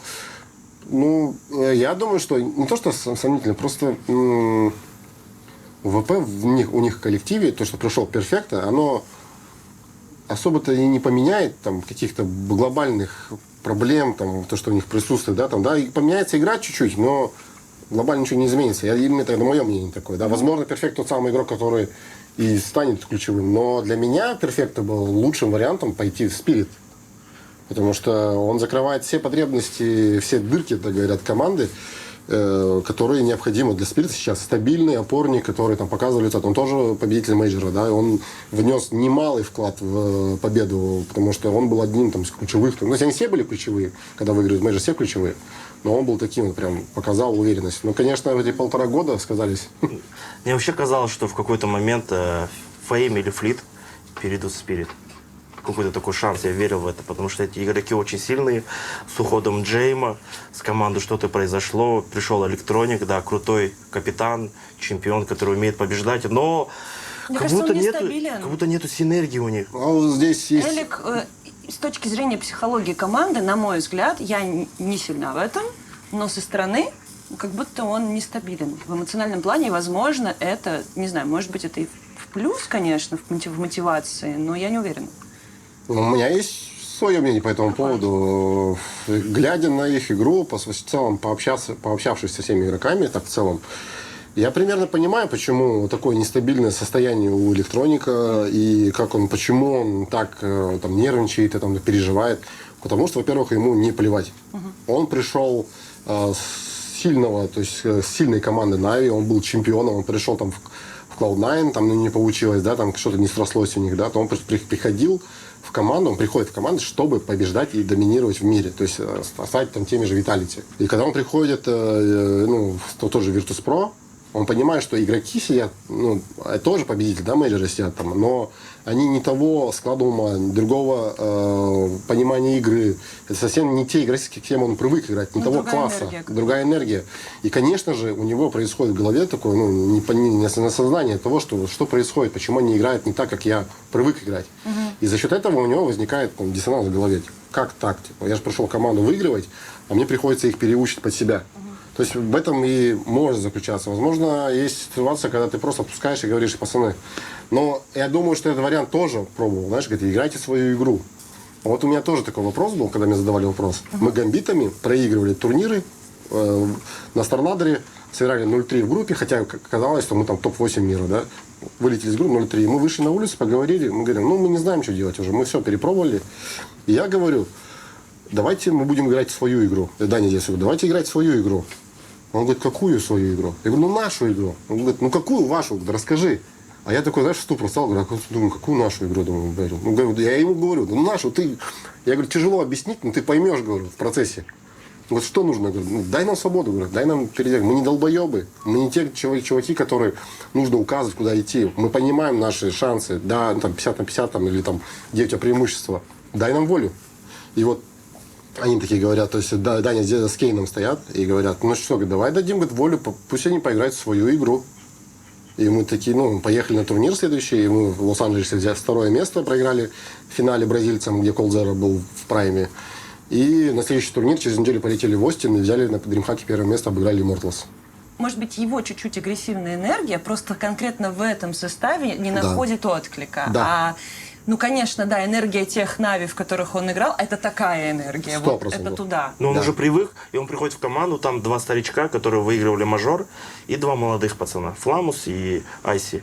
И он думает: а как с ними работать? Да, и зная по темпераменту игроков, которые играют, они не все не шумные, они спокойные. Да. Они, то есть, это не тот Нави, который был безбашенный, который, знаешь, им привык. На стол заскочить. Да. То есть здесь как бы и нету виноватых, невиноватых. Просто один думает о другом, а другие думают о другом. И здесь тяжело, как бы. Окей. Здесь надо полностью себя переформатировать. Камбэк Сани. Супер. Получилось. Я, знаешь, поверил даже в победу команды Фейс, когда он пришел, они вышли в плей-офф. Я думаю, все. Фэй Ритейл увидел эту сетку, думаю, идеально. Но все-таки сказалось то, что у них не было формы команды. Но Саня вернулся, то есть спустя 2 года, не играя там очень много матчей. И видно, что он и волновался. То есть это нормальная тема, когда ты не играешь долго, он волнуется. Это круто, потому что он чувствует этот драйв обратно, волнение. Знаешь, перед турнирами сыграть в игру, он проиграл, он злится. Это возвращает его к жизни. Не знаю, насколько было бы хорошо или плохо, если бы они пришли и сразу вышли бы в мейджор-финал, к примеру, да? Как бы на них дальше сказалось? Нет, Сане было очень сложно. Во-первых, 2 года ты не играешь. И ты понимаешь, что каждый твой матч, каждый твой шаг, каждый будет комментировать, обсуждать. Под микроскопом. Ты промазал, реакция, фликанул, не фликанул, как в флаче отыгрываешь, токсик ты или не токсик. Все эти моменты. И он должен еще хорошо отыгрывать. И под этим давлением он неплохо сыграл. Они прошли в плей-офф. Ну, фейзы, они всегда проходят в плей-офф. Я Ну не да. знаю, как у них это работает. Опытные ребята. Они Ну, как будто это к магия работе, фейс. к работе как будто Это относятся. ребята, которые, знаешь, привыкли к сцене. Поэтому я считаю, что результат Сани, когда он вернулся, и он зашел в топ-8 мира сразу почти, и показал, в принципе, не самый худший результат на турнире. Возможно, даже 11 каких-то, там, даже какие-то рекорды там что-то сделал. Не, он еще все правильно сделал, он записался в зал, потому что он же не молодеет, 2 года прошло, ему сколько уже, Это 20 важно. 27 лет или сколько ему уже? 26, 27? Ну, есть ощущение, что последние пару лет, да, Саня, конечно, уже расслабился. Он И- взялся за себя, Да, самое да. главное. Но сейчас да. Это важно, потому что не все игроки осознают это. Понимаешь, ну, типа, когда ты добиваешься какого-то успеха, а потом ты перестаешь это все, у тебя происходит очень много процессов. И самое главное, это вернуться в строй. Вот. Эту тему, раз уж ты к ней сам сейчас перешел, можно ее немножечко подробнее раскрыть. Много примеров игроков, которые выиграли мейджор, и не только, там, заслужили свои титулы, а потом либо не прошли испытания славой, и Да. не по той дорожке пошли, либо просто полностью вообще всю свою карьеру закончили, полностью вышли из киберспорта, потому что там выгорел, устал, жизни не видел там, и так далее. Или быт захватил, или еще что-то. Не так много КС-легенд, которые остались в индустрии, по твоему примеру, но не только по твоему. Вот Паша Бицепс хороший пример, да? Да. Вот он остался в индустрии почетно, красиво, достойно. Вот. В чем секрет? Почему у тебя, например, получилось? И какие примеры, наверное, самые печальные? То есть кого хотелось бы еще видеть на про-сцене в любом качестве, но, к сожалению, человек с этой дистанции сошел. Флюша, GV, Кримс, эти 3 игрока, которые вот прям всех кошмарили, попадали, потом был слух, что там читерство, все эти вещи, и в какой-то момент ребята просто исчезли. Но я не верю, что ты вот на таком уровне можешь выигрывать мажоры, кошмарить всех, про тебя себя обсуждают, там, GV, там, изучают все, а в какой-то момент ребята просто исчезают. И ты думаешь, а реально они читерили или просто перестали Ну, играть? мне их не жалко, в принципе, что их нету, что они есть. Как бы, ну, они внесли свой вклад. Здесь больше... И на самом деле нет таких людей, кто... Что значит, типа, остался в киберспорте? Это значит, что он ушел окончательно бесповоротно и ни в каком поле не обитает. Я скажу просто про GV и Флюш, что у них есть организация. У GV точно iBallers. То есть это его организация, то он там какой-то совладелец или кто он там. Он делал еще, открывал девайс, магазин своих. То есть он примерно в этом круге. То есть, Ну, около индустрии, да. таких игроков я прям не могу сейчас припомнить. Ну, обидно мне за Гвардиана, потому что человек очень талантливый, очень круто отыгрывал, всегда побеждал. Да, после фейзов, когда он перешел в Нави, когда он потерял форму, я видел, как комьюнити его прям схавало, прям уничтожило, и он просто завершил карьеру. Потом где-то год я сидел, он стримил в какие-то непонятные игры, у него там онлайн 150 человек, я только думаю, это же Гвардиан, это человек, который прям всех уничтожал, те же все знают. В Потом этом и есть киберспорт, то что сломался, да. Дося. Дося продолжает, там, он стримит, он открыл компьютерный клуб, то есть он все равно в теме. Ну, в теме, но не знаю. Могла ли его карьера пойти по другому пути? Мне кажется, Да. если бы вот Рус говорил вроде бы недавно в интервью Моу и Доси ничего не говорил, но в плане того, что были предложения с Америки, там, с Азии, мне кажется, им надо было согласиться поиграть еще чуть-чуть. Потому что, да, в СНГ, если у тебя нету слота, тебя никто не хочет брать, там, из-за опыта, в плане капитанства, надо уезжать в Америку или в Азию. И фармить бабки. И там что-то делать, и попадать на мажоры. Ну, как мы, наверное, обсуждали, что вот Казахстан, мы находимся в Европе, и нам тяжело попасть вот эти на РМРы, Квалификация. квалификации, да. все вот это. Но и еще другое. Здесь еще про возвращение. Ты говоришь, каково это, ну, то есть выиграть и потом возвращаться в это. Но я считаю, это самый сложный путь. Но он такой же сложный, как и достичь этого, то есть верха. То есть, ну, как говорится, дойти до победителя мажора. Если ты доходишь до победителя мажора, то и ты можешь справиться со всем. У тебя это все зависит от твоей воли. насколько ты подкован, насколько твоя сила воли, там, собраться какой-то с мыслями. А где ее искать? Ну вот смотри, ты выиграл мажор. И смотрите, это абсолютно разные победы на мажоре, наверное, вот там для себя, Даур, и для условного Донка. Да, конечно, Вот да. Донк очень рано в карьере своей, почти сразу вот он Да. стал чемпионом мажора, только-только на рассвете своей карьеры. У тебя это был действительно долгожданный мажор, который ты потом Да. кровью много лет. Я могу понять, откуда голод и страсть у Донка, конечно же, потому что впереди еще этих турниров. Хочется теперь перегнать Виталити, очевидно, всем. Но в случае там твоего мажора немножко другая ситуация, другая мотивация. Ну да. Ты уже, получается, свой кубок забрал. Где ты потом? Вообще, что с тобой происходит? Ты вообще что потом чувствуешь? Насколько я помню, ты говорил, что ты первое время даже не понимал, не Я осознавал, понимал. что ты выиграл. Мы даже когда выиграли, у меня было ощущение, я достал, я такой думаю, неужели все закончилось? Ну, типа, все, типа, я был готов даже следующий матч играть. То есть настроено было. И когда мы выиграли, и у нас нету больше соперников. Хотя сил было еще много играть. И я такой встал и думаю, все закончилось. Типа, знаешь, мы игру, пройденная игра, ЗН, там, и титры пошли. Я такой думаю, все, что ли, думаю? И это вот так это выглядит, думаю. Я к этому столько шел, чтобы это вот так вот выглядит. Было осознание Кубок первое. взял, конфетти полетели, Да, и все. конец. Я вернулся, знаешь, там, типа, пришли на автопати, там, я побыл 10 минут, вернулся в номер и уснул. Проснулся, такой же день.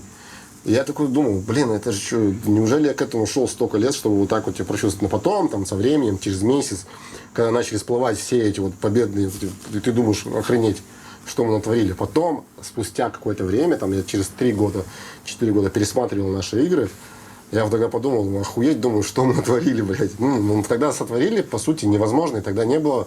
Единственный Нави, кто были претендентами хотя бы, ну, там, выиграть мейджор, там, они 2 раза в финале были.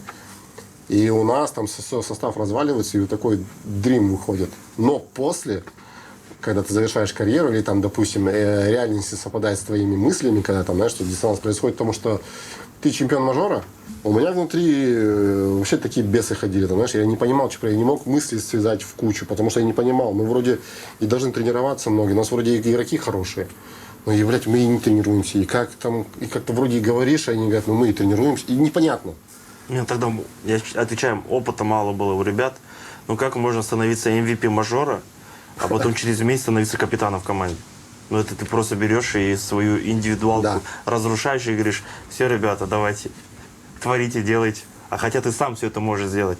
Ты пацанам помогал, и MVP становился, и фраги набивал. А сейчас Но ты как я не жалею об этом. наблюдаешь. Потому что я рад, где я нахожусь сейчас, что вот типа, все хорошо. Никто не знает, как бы пошло бы, если я там стал бы MVP менеджером, мы пошли бы еще дальше и выиграли бы еще турниры. И я бы вообще там, знаешь, мог еще там повыигрывать, и меня там могло крышу вообще снести. И непонятно, что бы со мной случилось там в случае завершения карьеры, и там, что бы я делал вообще. И поэтому я так к этому отношусь более спокойно. Ну, что есть, то есть. По вашему желанию, называя либо не называя имен, вы видели примеры, как крышу сносило? Было, конечно. Спасибо. Много. Ты что? Ой, звездные болезни, все вот это. Таких много, победителей когда мейджора. много Если де- мы условимся, что это сейчас будет сказано без негатива, примеры? Ну, Нави, пол состава примерно. Который чемпион состава, а потом все пошло по одному месту, как бы. И у нас там тоже своего рода, знаешь, все могло быть иначе, там, мы там построить диалог, сесть адекватно. Так сесть и сказать, так, пацаны, давайте все, вот эту всю херню уберем, давайте адекватно сядем за стол и поговорим. Этого не произошло, потому что все были на уме, у всех эго, все крутые, все пиздатые, все выиграли мейджор. Да, там много, там, даже те же французы, которые там мы выигрывали, там тоже натворили всяких бедов. Все между собой что-то плескались. Бразильцы, вот эти вот скандалы, что там эти слухи, где там они там изменяли, там же девушки, там, ну, какая-то канитель. Ну, FNX, ладно, ему можно. Ну да, это же все никак это сносит башню. То есть, Мерседес Таза. Да, Носим Мерседес. туда. ну, это все тоже, вот знаешь, вот вроде бы и подарили Мерседес, да, твоему тиммейту. Ты надо просто за него порадоваться. Ну, типа, там пошла какая-то, ну, другая канитель, знаешь, что, типа, можно порадоваться за тиммейта, ему дали Мерседес, ну, классно, супер же. Ну, с другой стороны, я Фляга. думаю, а как вы могли поругаться? Вы же вместе играете со времен 1.6, Да. вы как бы друзья же. Golden Five. Да, и Golden Five. Вашему другу подарили машину. Как бы все настоящие друзья говорят, братан, красавчик, молодец, Да. все круто. И еще бабок дают, у нас да. денег дают за это. Говорят, у тебя новая машина, вот тебе курмдык, Да. короче, на. А тут, видишь, как бы маски слетели, и все Да. такие, что Это- такое происходит, и кикнулись с командой. И ты понимаешь после этого, как можно дружить в киберспорте.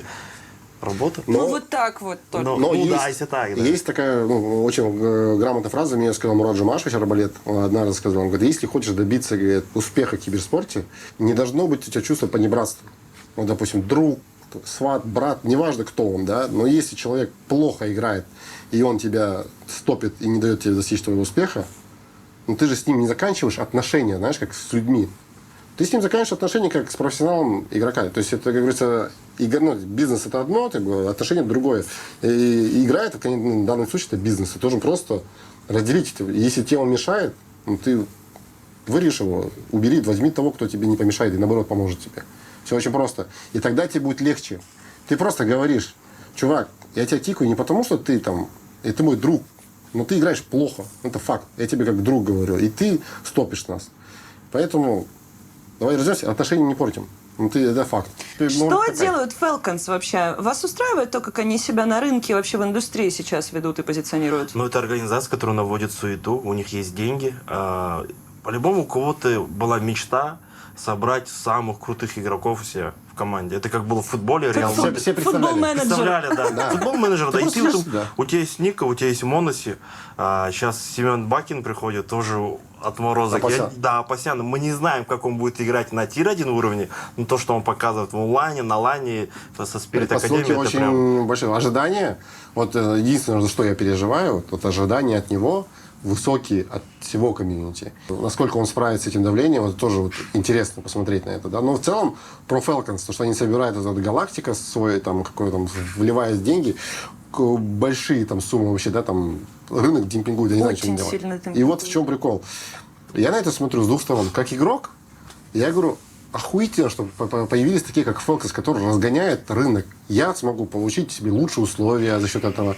Я смогу получить зарплату там, и очень много плюсов за счет того, что появились Falcons. Спасибо вам. А как SEO? А как SEO? Я говорю, ну что за, блядь, схуяли они только так делают, что теперь приходится там таким, допустим, начинающим организациям, там, допустим, мне еще, ладно, окей, там у меня есть какое-то имя, там, да, какой-то бэкграунд, с которым я могу пойти еще что-то сделать. Но вот приходит человек, там, у которого есть экспертиза там, да, в менеджменте, да, допустим, он понимает, что ему нужно там сделать свой бизнес. И вот он думает, мне нужно влить сколько денег, да, конкурировать с кем? С Falcons? А как с ними конкурировать? Они просто нескончаемый бюджет. И просто ты им говоришь А, они тебе 3А в ответ пихают. Знаешь, ты В говоришь этот 100, момент они создаешь 500. академку молодых ребят, и потом продаешь, и все. Всю академку причем, Всю реально, академку. как юнит. 6 берите. Ну и да, я к тому, что здесь палка двух концов. То есть, как игрок, идеально. Как фанат, еще лучше, потому что они, считай, мою фантазию, которую я, там, знаешь, я хочу увидеть Семена Бакина, Моноси в одной команде. Туда бы еще запихать там Нику, Заеву и Донка. Вот это вообще будет, знаешь. Фэнтези-лига. Да, фэнтези-лига. И это, в принципе, реально для арабов. То есть для них нету преград. У каждого есть своя цена. Все могут сказать, что наш игрок незаменимый, он бесценный. У каждого есть своя цена. И если там до того же Донка предложат там, 50 миллионов долларов, откажутся? Да вряд ли.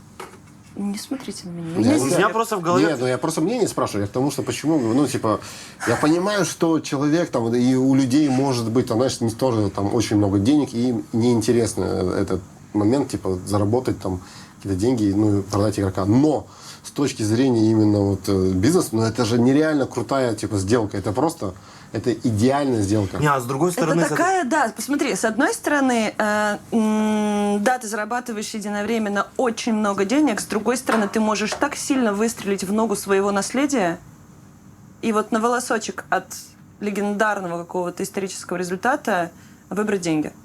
Опять же, сколько? Я же говорю. Я не говорю, я сказал 50 миллионов, он скажет, допустим, к примеру, да, вот мой диалог, да, с тобой идем. Я говорю, я хочу купить тебе Донка. Я говорю, сколько? Ты говоришь, он не продается. Я просто говорю, сколько?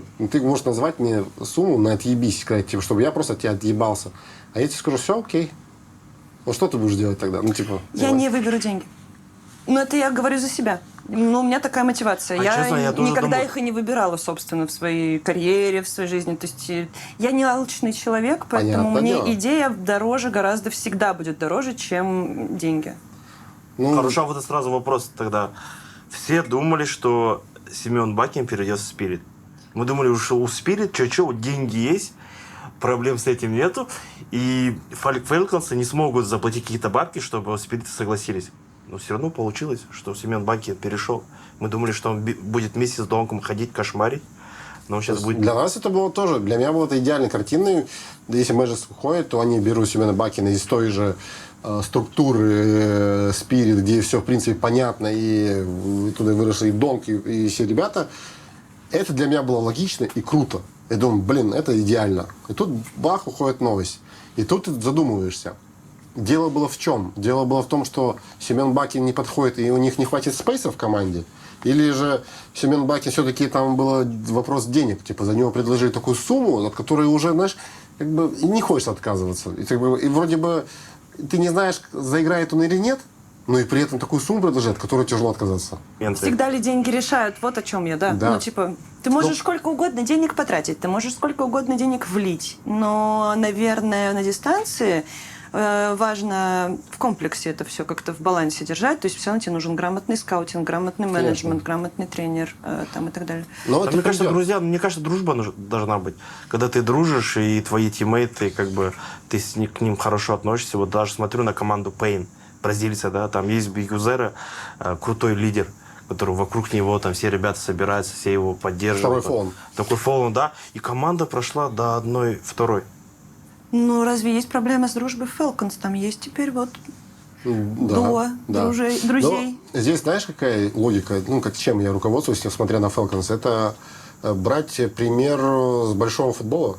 То есть там были клубы, в которые зашли арабы, и они там не показывали результаты там ближайшие там 5 лет. Там, знаешь, Ну, там, ПСЖ, наверное, да, ПСЖ, вот хороший Ман-Сити, допустим. Да, эти составы, коллективы, которые команды, в принципе, не претендовали там на большие титулы, там, но с приходом арабов, да, это пришло не сразу, но она выстраивала систему там, путем этих трат, денег, там, набирали специалисты.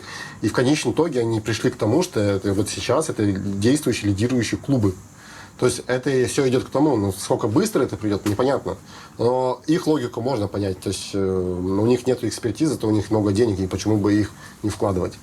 То есть это нормально. Я смотрю это как со стороны, допустим, футбола. Это придет, оно в любом случае будет, и они будут выигрывать. И такие команды, как Манчестер Юнайтед с историей, они, скорее всего, потом канут лето, если не будут следовать примеру тому тенденции, которая сейчас идет. Ну, значит, какой вывод мы делаем по Falcons? Завидно, прикольно, но если ты не конкурируешь с ними на просцене. Обидно, что такие бабки просто просаживаются вот так, знаешь, в унитаз. Там. То есть, На ветер, мне кажется, это просто пыль в глаза такая. Дайте, потратьте чуть больше денег, наймите крутого там менеджера, да, PM, там, не знаю, там, project менеджера, да, наймите его. Я уверен, что они там искали его. Ну, именно, я не знаю, как там этот поиск, но ты же все-таки должен. Ну, большой их минус, это что они разрушают команды. Они разрушили Энс, когда забрали всех. Они разрушили Heroic, когда забрали эту троицу. И сейчас дети, все ребята ходят также в миксах. Ну, как бы они играют, но уже той командой, которые там доминировали, играли на туриках, проходили в плей-офф, такого уже нету. В защиту Falcons могу сказать так, я просто ставлю себя на их место, пример, да. Но если ты хочешь играть в этом коллективе и зарабатывать такие деньги, ты должен соответствовать. Если ты слаб, то тебе не место в этой команде. Это факт. И действительно, игроки, которые приходили, вот эти все Сайнпайусы, там, Маден, да, приходили, мы там называли это Мадена вообще бесплатным игроком, потому что он по контракту вышел бесплатно, а Сайнпайуса за 1 миллион купили. Хотя Маден играет лучше, чем Сайнпайус, по моему мнению.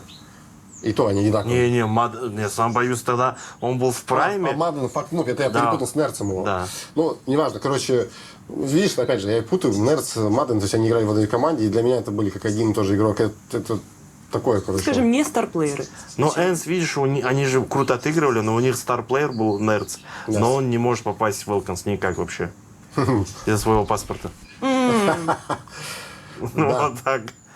Да, это азиаты, которые смогли. Во время пандемии, когда еще Адр играл в К-23, я к ним приехал на буткемп, они забили прак на Эншенте против монголов. И вот эти же ребята были. Они сидели в Европе, втихаря, тренировались, играли по чуть-чуть. Потом приехали к себе, такие, всем привет, мы готовы, давайте с вами играть. И все. Начали проходить квалификации и на ланы попадать. Потихоньку меняли состав. Один игрок ушел, второй. Бах-бах, нашли 910-го, и все, у них сказка началась.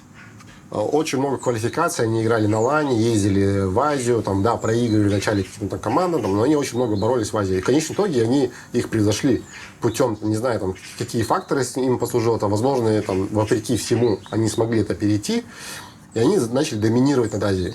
Соответственно, у них появлялось очень много слотов и возможностей играть на крупных турнирах. И это большой опыт, когда ты играешь на турнир, даже если ты вылетаешь из группы 0-3, это опыт. Ты возвращаешься, ты знаешь, что делать каждым разом. И у них таких возможностей было много. То есть каждый раз ездить на турниры, там, посмотреть, они не выходят из группы, не выходят, они по чуть-чуть каракусь, они каждый раз перенимают по чуть-чуть. Но это был процесс такой, знаешь, медленный. Там можно было заметить, как они медленно Да, каракуются. да, Можно они быстро. вот медленно Да. шли, ты постоянно их видел где-то, всегда ты их где-то видел, каждый раз ты говорил, о, монголы, прикольно, молодцы.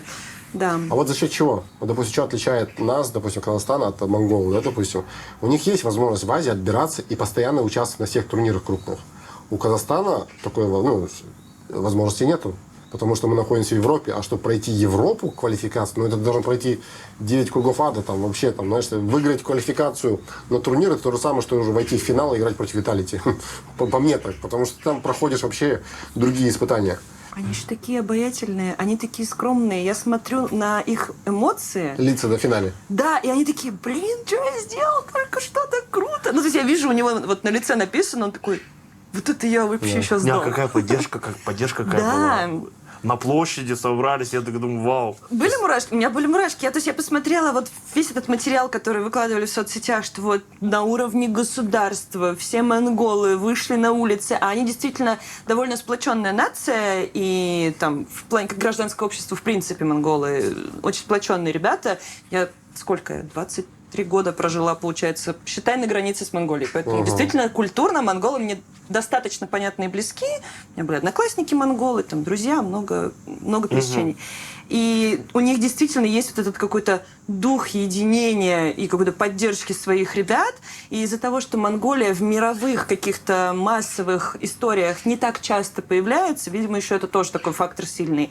Но вот когда вы смотрели на вот эту массовую поддержку людей, была мысль в голове, что вот такое хочется, чтобы однажды там, я увидел в Казахстане? Да, конечно, Такое да. было, такое есть. Это было. Такое есть. У нас поддержка, но она бешеная. Просто сейчас нету команды казахстанской, которая бы участвовала на мировых аренах, за которую они действительно топили бы всей душой. То есть, если брать там монголс, вот представляешь, там было бы там казахс, да, примерно? Да. Это было бы там 5 казахов, которые там шли к этому пути там 3 года, и за 3 года они, там, за 2 года, да, скажем, они дошли до этого уровня. Ну, предположим, команда Новак, например, да? Да, Новак. Какая-то Да, вот вот никому неизвестная команда в Новак. следующем году команда Новак выходит в финал.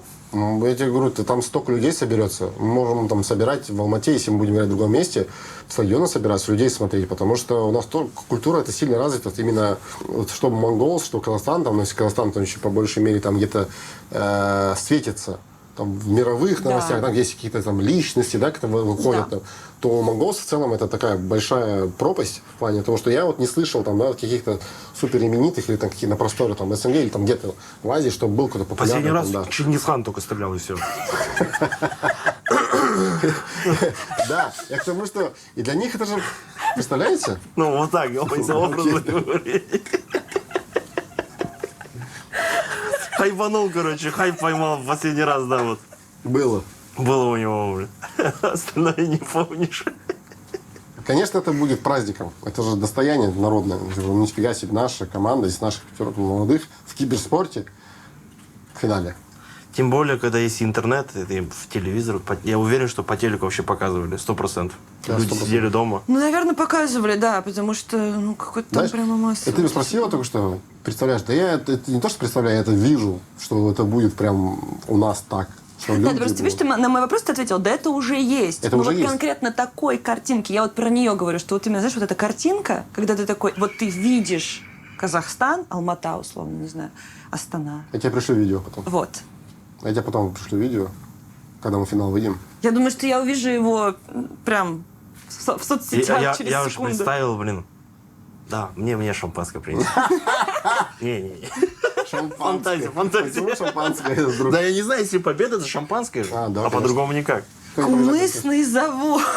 О, вот этот вопрос с Вопрос, заводом, да? кстати, я уже сам уже хочу какую-нибудь будку купить или что ли, киоск, чтобы он там... Все очень просто, есть один ответ на это Так. все. Да, есть. Хочешь серьезный ответ? Есть. Давай оба. Первый ответ, вы можете сами судить. Ответ такой, что чтобы построить завод по кумысу, недостаточно выиграть одного менеджера. Надо выиграть 2 минимум, а то и 3, чтобы наверняка был хороший завод. Одного недостаточно, 2 нормально, 3 офигенно. Как говорится, я только выиграл 1, дошел до финала 2, не срослось, видишь, не достроили что-то. Это только один из ответов. А с других серьезных ответов, на самом деле, я действительно ездил, я смотрел, я пробовал, я смотрел, щупал, думал, выпустить. Но есть одна небольшая загвоздка. Мне хочется хороший, качественный, да, кумыс, но его проблема в том, что он держится всего 5 дней. Как тебе идея коллаборации с каким-то молочным производством? Да, это тоже было у меня в голове на данный момент, и сейчас я планирую как раз поехать, мы как раз там готовим под эту тему. То есть эту первую пробу замутили, посмотрели вообще, какой вызовет это интерес. Мы сейчас все соберем и пропихнем это. А если мы просто будем покупать в магазине, а твою продукцию в онлайне продавать, после этикетку менять? Да, если- да, я думаю, и- что это если- темочка никто- рабочая. никто не Если поймет. цены будут X4, то в принципе вообще пофигу. Можно Просто- заниматься этим. Поехал на базар, купил, Да. и все, в онлайне Я продаешь. просто татешки Слушай, я думаю, блоками. эту тему мы можем и в Белграде замутить. В Белграде все можно найти, в том числе кумыс. Но Конечно. есть же такое, что рофл зашел настолько далеко, что рано или поздно, ты просто должен это сделать. Да, рофл зашел настолько далеко, что про него до сих пор говорят, и прошло уже 8 лет, как бы, и 7 лет, сколько. Да, ему в аэропорту говорят. на Мне в таможне. аэропорту тоже говорят, даже вот по сей день, это когда кумыс будет? Я говорю, ребята, говорю, если вы спрашиваете, значит, мем живет до сих пор, значит, его не надо строить. То есть, может быть, через 10 лет меня обратно спросят, когда кумыс завод будет. Я скажу, вот-вот уже, вот. Кирпичики. Не, ну к повысят. этому времени твои ребята выиграют мажор, ты потом их продашь Фелконсом за 2-3 миллиона и сделаешь себе завод. Что мало ты, конечно, жаловался. Ну, посмотрел, оценил. Монголцы мне импонировали, классные, они шли. Ну, блядь, какая-то хуйня у них постоянно. Они мне нравятся, они симпатизируют мне своей игрой, но что-то в них, чего-то не хватает им. Ну, они, мне Какого-то... Яиц? Не, они еще молодые. Да? Ну, стержня какого-то, вот, может Мне быть, не какой-то хватает у них агрессии. ярко выраженного вот, донка. Не то, что донка, значит, человек, который берет на себя руль. Это, вот, скажем, вот сейчас предпосылки есть 910 и Сензу. Да, 2 игрока, которые показывают. Сензу показал нереальную игру на мейджоре. Но это одна игра, типа, это один турнир. Покажи это на 7 турнирах. Тогда появится ярко выраженный лидер, за которым захотят пойти команда. То есть они сейчас в таком перепутье. Я понимаю всю эту ситуацию, которая у них происходит. У них старплеер еще не раскрылся. Он необходим сейчас, чтобы выигрывать турниры.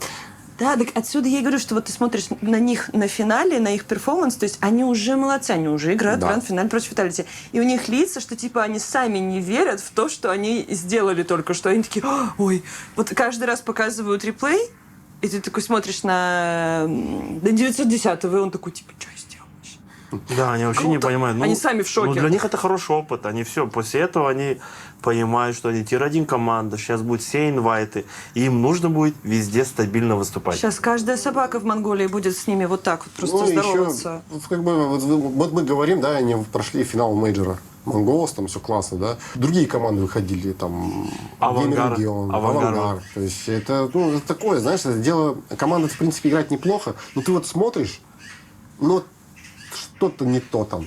Вот нет такого ощущения. Вот смотришь Ауры, за Монголос. знаешь, когда смотришь на Виталити, они вот давят свои ауры, они такие крутые, Да. сильные. Они Там один могут- Апекс, мне кажется, Да. полстадиона давит Да. свои ауры. И, конечно, у них есть ярко выраженные личности, лидеры, за Да. которым ты хочешь потянуться, и там их много. Как бы там такие. А ты смотришь на монголцев, ну у них, знаешь, вот и пятерка крутая. Вот есть одна пятерка, она классная, там, и все, у них синергия, там все круто. Но у них нет вот этой какой-то вот огня, какого-то стержня какого-то, знаешь. Я смотрю на лицо Блица, который в финале мейджора играет, и там он берет клатч какой-то, а он так вот сидит, и я думаю, блядь, ну чувак, хотя бы чуть дай этот. Дай огня. Как мы, знаешь, мы говорим, вот мы играем в фейс, это просто. Вот, и мы когда начинаем играть, и у нас даже там, новых играет, да, там я слышу тимспики, это выслеживал еще у нас в гамбитах было. Я слышу это звуки, знаешь, там типа, да, 1Б, там, я говорю, бля, пацаны, говорю, дайте чуть-чуть жизни, нахуй, в разговор, там, поговорите, поугарайте между собой, там, голоса дайте, этого не хватает. И, возможно, вот именно этого всплеска каких-то вот эмоциональных, там, ты думаешь, вот этого не хватает. Вот, допустим, что у нас было в Гамбит, да, История про то, как Зевс вам в TeamSpeak кричал. Да, там вот еще, эта история для меня, я хочу сделать это, знаешь, я хочу, чтобы мы собрались пятером, посмотрели этот ролик и потом обсудили этот момент. То есть мне хочется как-то это все-таки вытащить не просто с моей перспективы, как я это видел, или там с Девс, а это именно собрать нас всех в одну кучу, кто непосредственно принимал в этом участие, кто слышал все это. И потом как бы, каждый свое мнение скажет, и потом посмотрим, какая картина складывается от всей общей картины. Это хороший контент. Да. В какой момент череда доминации Астралис прекратилась и почему? Вы помните? Это онлайн, это пандемия. Окей. То есть Виталити может остановить только еще одна пандемия, правильно? Виталити, у них все чуть проще. У них лучший вайб, у них все круто. И здесь может сыграть такая злая штука, когда ты выигрываешь 7 турниров подряд, еще и мейджор в конце заканчиваешь, знаешь. Был такой период, когда, помните, за его тоже он получил лучшего игрока, все получил, и в какой-то момент он пропал. Другие люди начали там показывать, и он в какой-то момент исчез. И это то же самое может и произойти с Виталити. То есть сейчас они в таком моменте, что откуда черпать еще силы дальше выигрывать. Что нужно там им сделать, как нужно поговорить между собой, чтобы вот они такие собрались и говорят, да, мы хотим дальше доминировать и показывать, что надо набрать себе силы, это надо тренироваться, это надо опять Нет, ну я считаю, что Виталити, они долго к этому шли. У них был состав, да, они взяли в команду Мэйзи. Мэйзи первые полгода вообще ничего не мог сделать. Там Адерова ненавидел, он говорил, кикните его. Я его как-то защищал, потому что я помню, этот парнишка играл во Фнатик, капитанил. Я знал, что он хитрый. Полгода пацаны ему помогали. Сейчас Мэйзи окреп. У них появился Робс. За его, вообще идеальный игрок. Апекс, капитан, уверенный в себе. И у них сейчас все идеально. У них все хорошо попадают. Я так и говорю, что так можно говорить про любой коллектив, который выиграет мейджор, и ты смотришь, у них все идеально. Капитаны хорошо колят, снайпер попадает все, что можно. Там бегает чувак, который всех уносит. Опорники играют свою игру, все клатчи берут. То есть ты смотришь, думаешь, идеальной команды не существует, а потом бац! Эта же команда Эта же проигрывает. команда потом отсасывает и не может ничего сделать. И, понимаешь? И ты думаешь, уже другие идеалы появляются. И здесь я говорю, что единственное, что какой будет камень преткновения, это два. Это во-первых, это фляга, которая может свистнуть, знатно может свистнуть. Здесь просто потому что, кроме Астралис, до этого не доходили. Но как показывает практика Астралис, Фляга может свистнуть. До свидания да. может свистнуть так, что человек может вообще в Швецию уехать там к девушке, знаешь. Бросить команду, в которой ты там играл столько лет, там создавал тут историю, и уехать в Швецию. Ты продевайся, да, что продевайся, рассказываешь. да. Это для меня решение было импульсивно. Он полюбил, что ты сделаешь? Ты полюбил членом сердце, думал, да? он полюбил девушку. Яйцами думал. К слову о женщинах в карьерах игроков. Это действительно тема многолетняя, которая никогда никуда не уйдет. И мы, к сожалению, часто становимся свидетелями тех или иных карьер игроков, которые идут не по тому направлению из-за того, что они встретили не ту женщину. Ваше мнение по теме? У тебя у самого, например, сейчас у тебя здоровые классные отношения, ты скоро поженишься, и это супер классно вообще, все, что у тебя сейчас складывается в личной жизни. Но так же тоже не всегда было. Конечно. Мне кажется, где-то 18, 19, 20 лет, когда ты такой молодой, тогда глубоко уходить в отношения, тогда мешает. Потому что ты начинаешь в этот момент становиться хорошим игроком, у тебя какая-то база нарисовывается, а ты в этот момент начинаешь отвлекаться. У тебя эйфория, любовь, ты думаешь только о ней, и все. И ты уже не можешь так круто отыгрывать, теряешь форму, бах-бах, уверенность, и потом проблемы в игре происходят. У Моноси, например, не свистнула фляга? Получается, Боженька отвел или нет? Я бы сказал, что не то, что не свистнуло. Был прецедент один, который после Бласта, где они выиграли, и там произошел, где мы сказали, что там, за кулисье, там считали, что изменила девушку. Этот весь кейс с все. изменой. А мажора не было? Турнир где был? Его не было. Это сильно влияет. То есть это сильно может повлиять на игрока. То есть, да, это можно сказать, да мне похуй, я не думал об этом, но ты в игре, ты уже не фокусируешь, ты не в моменте, ты не в тонусе. У тебя другие в голове мысли вообще, знаешь, тем более еще комьюнити давит, слишком много пишет там. Я вообще в какой-то момент, как говорится, отказался, знаешь, от отношений. То есть я не отказался от девушек, как говорится, но я отказался от отношений, потому что я понимал, что когда ты в отношениях живешь, особенно с девушкой, и ты должен уделять внимание, ты должен, какие-то знаки внимания. То есть ты не можешь сидеть, тренироваться с утра, сесть, покушал, сел тренироваться. Прошел, что-то сделал, демки посмотрел, пошел дальше поиграл. Отдохнул, пошел в зал, вернулся, сел обратно за комп вечером и дальше продолжаешь играть. Когда у тебя есть девушка, это невозможно. Это нереально. Ты что, какой-то посидеть вечером, поиграть в Faceit, лишние там 4 ФПЛ, ты что, там же, ты что, 4 свадьбы как ждет, как бы, знаешь, вот это как его... Даур делится своим опытом. Не, я говорю... Битва экстрасенсов. Битва экстрасенсов, ты что, там такие битва сильнейших идет, ты что, там надо смотреть. Я смотрю. Там вот Влад Череватый что такое творит там. И откуда думаете, я знаю? Я смотрю это самовольно, ни хрена. Я к тому, что я не говорю, я не примеряю на себе, но я знаю, как это устроено. Это, в принципе, базовая прошивка такая происходит у пацанов и у девушек, знаешь. То есть даже если она говорит, играй, я тебя не отвлекаю, но ты сидишь, но ты чувствуешь, что сзади тебя сидит женщина, она смотрит. Она одета и... Фонится. Она одета и говорит, да не, я дома останусь, а вот там макияж. Да. Я к тому, что это мешает тебе достичь успеха. Это все как бы успеется. А у нас как получается? Они вот 18-19 лет встретили девушку и уже начинают вместе жить. Все. А как бы это период, когда ты должен жить на буткемпе с пацанами, у тебя должна какая-то база там сформироваться. Фокус теряется. Фокус теряется, и тогда тяжело вообще. Ну хорошо, вот мы побухтели. Побухтели. А какие-то практические советы есть? Ну то есть вот хорошо, нас посмотрят сейчас 16-летние, 17-летние парни, которые могут стать или уже являются профессиональными игроками. Не обязательно даже, которые собираются в киберспорте карьеру строить. В целом, да, молодые парни, которые что-то хотят добиться какого-то успеха. Правильно же я понимаю, что наша мысль, или ваша мысль, ну, я думаю, что они схожи, не в том, что вот ты должен там блюсти целибат и никаких женщин, пока ты не реализуешься. Ну, то есть есть же какие-то вот ред-флаги, да, там в девчонках. Да, но вот вы парни из профессионального киберспорта. Какие, вот на твой взгляд, из твоего опыта уже, потому что у тебя тоже не весь опыт был положительный, какие существуют ред-флаги, вот где, скорее всего, может произойти какая-то лажа дальше? Самое простое и очевидное, это когда я вижу, как девушка разговаривает у себя в сторис и как она говорит в жизни. Так, это интересно. То есть, когда она в сторис такая фу-фу-фу, там все классно, а потом ты в жизни видишь, и она тоже такая чуть-чуть фу-фу-фу, а потом, когда ты чуть-чуть уже начинаешь в нее вникать, типа, о чем идет разговор, ты уже понимаешь, какая она, типа, это две разные вещи. Уже фу-фу-фу. И для меня это такое, что ты же понимаешь, что человек ведет там разные, типа, маски примеряет. Типа кого-то из себя изображает. Да, тараканы и прочее. Для меня это, для меня важно это искренность. Какой ты есть. Вот какой ты есть, такой ты везде. То есть, если на камерах такой, и ты в жизни такой, то по-другому никак. Твой пик карьеры пришелся на время, когда тебе было уже 25 и более, и в 29 лет ты еще играл в финале мажора.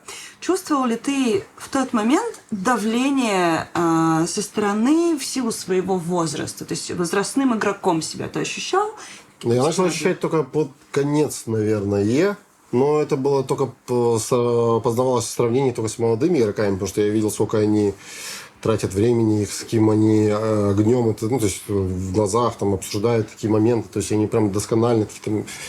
Я уже не мог на тот момент так, потому что действительно для меня какие-то вещи были уже пройденным этапом, которые они только познают, для них все это интересно, для вторых там у меня не было столько желания и огня там прям уже так продолжать и за что-то бороться, потому что по сути, если так откровенно говорить, то у меня даже не было уже конечной цели. То есть конечная цель была это там создать свою эру.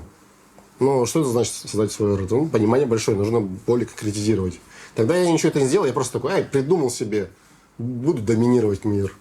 И там, и как-то оно и пошло вот так вот, знаешь, так и пошло. В общем, начало сказываться это именно, когда вот молодые игроки начали показывать. То есть, я говорю, молодые подскажут. Вот тогда они начали, грубо говоря, подсказывать, когда они начали мне уже какие-то вещи объяснять там, мне. То есть, я такой думаю, я там Dust 2 сыграл, 15 лет играл. Я там на этом лонге пробежал, 1010 раз, наверное, пробегал там, да. Но все равно они мне что-то приходят, новые дают, привносят. И меня это, наоборот, начало как-то вот мотивировало больше расти. Но я понял, что я уже, знаешь, не выгребаю какие-то другие мысли, там, другие интересы. Ну, я понял, что все, это уже такая конечная идет небольшая. Это, я не подумал, что нужно какие-то найти себе нереальные силы, какую-то мотивацию, чтобы начать опять выигрывать. Поэтому вот этот момент тогда и настал. То есть они тебе потихоньку намекают на это молодые. Из тех коллег по цеху, сцены, которых ты хорошо знаешь, всем ли удалось вовремя уйти? Есть ли примеры игроков, которым, на твой взгляд, стоило бы уже давно закончить карьеру, но они еще играют? Таких-то сложно сказать. На самом деле я я бы не хотел, чтобы все уходили и завершали карьеру. Я за то, чтобы максимально играть, сколько возможно. То есть, насколько тебя хватает там сил и энергии. То есть даже если ты уже тир-3, все равно. Ну, не то, что тир-3. Тир-3 это, конечно, дно уже. Но для про-игрока, который играл на высшем уровне на тир-1 и скатываться в тир-3, будучи игроком, это уже плохой звоночек, и здесь надо уже как-то думать. То есть это уже звонок для тебя тир-3. Тир-2 это уже первые эти вот хлопки идут. Как бы я за то, чтобы если ты можешь играть и продолжаешь играть как фоун, как Керриган, да, у тебя есть, да, у тебя нестабильные результаты, но ты тем не менее являешься топ-10 мира, то можно играть, продолжать. Там всегда есть шанс, там все-таки продолжаешь, люди болеют за тебя, они там ждут, для них это тоже может быть ударом, что твой любимый игрок покидает. Вот, допустим, я очень сильно расстроился, когда Форест завершил карьеру. На тот момент я понял, что все, если Форест завершил карьеру, значит, моя карьера, она тоже где-то... Ну, я уже был рядом. То есть я понимал, что он... Это, знаешь, он забил на эту игру еще года 2 назад, до того, как он объявил о том, что официально. То есть он играл так, он еще верил в свои силы. Так же и у меня было. Но я к этому пришел более осознанно. Так я перекинул и такой думаю, ну, блин, ну, хватит уже думать, что ты какой-то, знаешь, там, крутой игрок. Там, у тебя куча дел, куча занятий, там, других забот. Ну, все уже, отпусти. И в какой-то момент я сам с собой диалог просто провел. Я говорю, ну, блин, ну, все уже. Ты там даже фейс не можешь выиграть там, на 2500-2700, иногда сложно становится. А какая речь типа, идет о большой сцене? Человек должен понимать сам. Но я за то, чтобы человек продолжал играть, если у него получается. То есть, он играет фолом, пусть играет он, пока он в фурии. Как только его откинет там куда-нибудь там за борт, и он будет играть в Бразилии какие-то там квалификации, то это уже все, надо уходить. Но то, что там уйти красиво, побежден, не побежденным, ну это... Ты никогда не сможешь уйти с этого. Ты в начале нашего разговора сказал, что момент, когда ты заканчивал свою карьеру, там, был ковид, была пандемия, и это был тяжелый для тебя период, ты там разбирался в себе. Ты можешь чуть подробнее рассказать, что ты тогда переживал, если это окей? Да, конечно, это нормально. Начался ковид. Я понял, что весь драйв, который я испытываю, это вот как раз-таки эмоции на турнире, то, что ты приезжаешь, атмосфера, там, команда, отели, перелеты, арена, фанаты. То есть вся атмосфера, она давала мне какую-то мотивацию дальше продолжать играть. Когда началась пандемия, знаешь, ты такой просыпаешься, также у себя там дома, пошел, умылся, там, налил в ту же чашечку там, кофе и просто надел командное джерси, и у тебя там в групповом этапе игра на DreamHack за 250к. Я вот сижу, я не чувствую драйва. Я даже не вижу соперника. Это очередная игра онлайн там, или какая-то тренировка. И нет вот этого, знаешь, какое-то ощущение турнира. И вот она начала по мне потихоньку угасать. У меня еще там начались ментальные проблемы, потому что мы там после гамбитов, там вот эта вся канитель, когда ушел Зевс, я стал капитаном, у меня там начала уже потихоньку крыша ехать, я мало спал, много летали, я много там переживал, думал, как бы нам начать выигрывать обратно игры. И у меня произошла такой сдвиг, короче, у меня проблемы стали со здоровьем, я там все гормоны у меня вообще нахер полетели, чувствовал себя ужасно, просыпался разбитым, всегда разбитый, короче, было максимально плохо. И были даже моменты, когда я там, допустим, сидел, там, пытался в кучу собрать все мысли, и я так сидел, так смотрел так в стенку, и я не мог просто понять, что происходит, потому что я не могу сфокусироваться на одной мысли. Это столько всего, я думал, что я с ума схожу.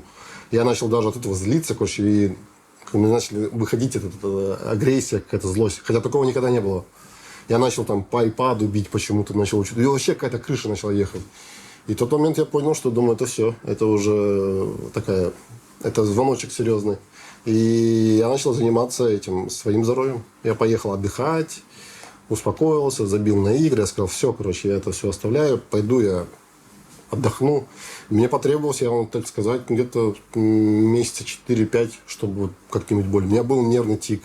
А к помощи психолога ты прибегал? Конечно. Я позанимался у психолога почти 1,5 года. Ну, не без перерыва, ну, как бы были перерывы, но ходил 1,5 года, и она мне сказала, говорит, что в моем случае, в большом спорте, когда люди достигают успеха, и потом, говорит, все обрывается резко, то, говорит, 95% спортсменов, они не выходят с этой чаши. То есть они либо уходят вообще полный загул, либо они там ментально ломаются сильно. Только 5-6% выкарабкиваются сами своим путем. И, говорит, ну, тебе повезло, говорит, ты вошел в эти 5-6%, потому что могло быть хуже. То есть без помощи Типа, там, если психолог тебе не помогает, там, ты не принимаешь, не отдыхаешь, какие-то успокоительные таблетки, тогда все, пизда тебе. Из того, чем ты готов поделиться, какие-то полезные, может быть, механики, советы, вот что тебе психолог дал, или ты сам понял, вот когда шел, знаешь, на пути к восстановлению самого себя? В первую очередь, конечно, даже это самое банальное, это сон. Блядь, просто надо наладить сон, надо просыпаться, блядь. Я не говорю, надо просыпаться там с первыми петухами, да? Надо просыпаться, блядь, в комфортное время. В 10-11 проснулся, заснул там в 12, в 11-12 час. Ну, это у геймеров это нормальное время. Можно засыпать, можно играть игры до часу и идти спать. Это реально, пацаны, блядь. И я к тому, что и здоровый сон, нормально питаться, не всякую дрянь, это все, потому что это все тоже влияет потихоньку. Ты набираешь вес, там, тебе теряется, там, ты здоровье.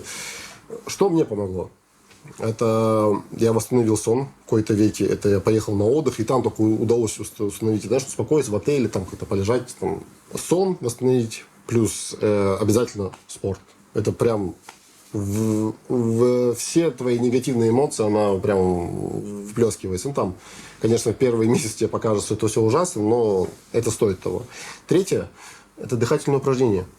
Да. Гимнастика Стрельниковой? Стрельникова не знаю кого, но мне брат подарил книжку старого СССР еще во времен СССР, где занимались спортсмены, становились чемпионами там, Олимпийских игр.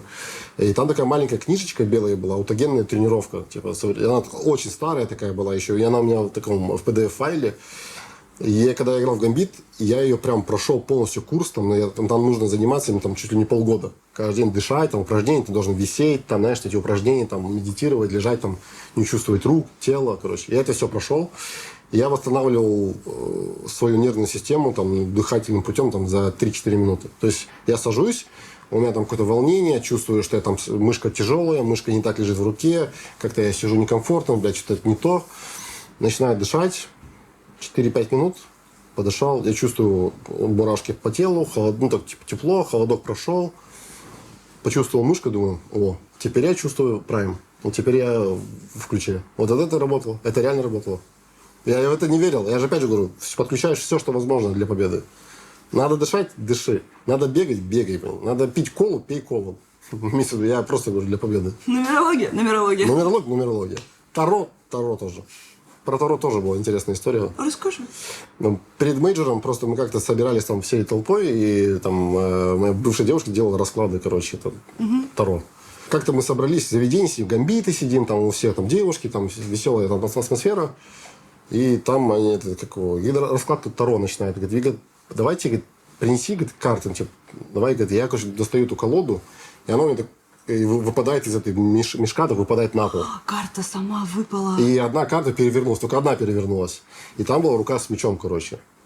Я такой думаю, хуй с ним, думаю. И собрал такой, все, и положил обратно. Прихожу обратно, короче, они что-то раскладывают, там, и все, как так, типа, такое не может быть, туда-сюда. Я такой, давай, мне разложи, я в эту хуйню не верю. Опять раскладка, что тебя ожидает, там, типа, в ближайшем, там, будущем.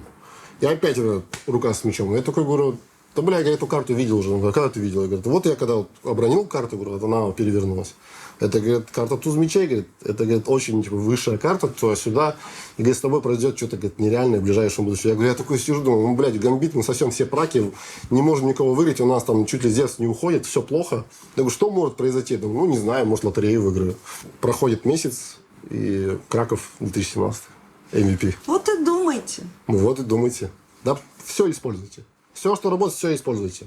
Все, что может помочь. Даже если вы не верите в это, надо все равно делать. В принципе, из общения с тобой становится сильно заметно, что ты читал много спортивной литературы, профессиональной литературы, и ты, в принципе, действительно все делаешь для победы, все делаешь для результата, и черпаешь много информации из разных полезных источников. Это супер. Ты много раз рекомендовал книгу «Золотые правила» Боба Булмана.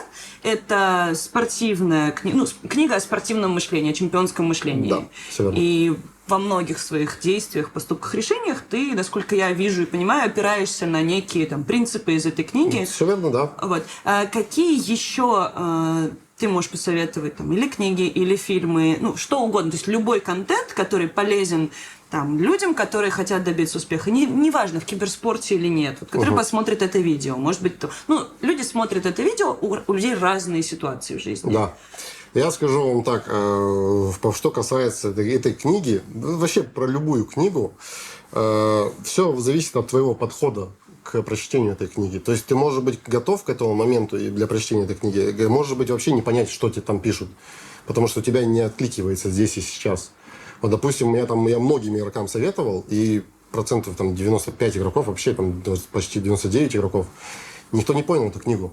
То есть они говорят, говорит, там, делай какие-то вещи, да, то есть, но я ей проникся, потому что я был в моменте.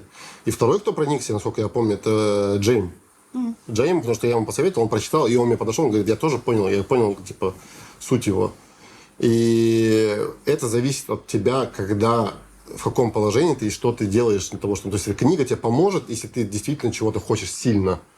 Но если ты просто читаешь, чтобы найти себе какую-то мотивацию что-то сделать, это тебе не поможет ничего. Также и про любые другие книги. Я смотрел абсолютно все там документалки, фильмы про спортсменов, про лучших, которые становились лучшими. Там, то есть я смотрел и про Майкла Джордана, конечно же, я смотрел и про Коби Брайанта, и про Леброна, и смотрел про Конора Макгрегора. Я прочитал книгу его тренера, о чем его тренер думал, когда Конор готовился. То есть, каково это быть игроком, но еще быть тренером, когда у тебя растет такой, типа, большой человек.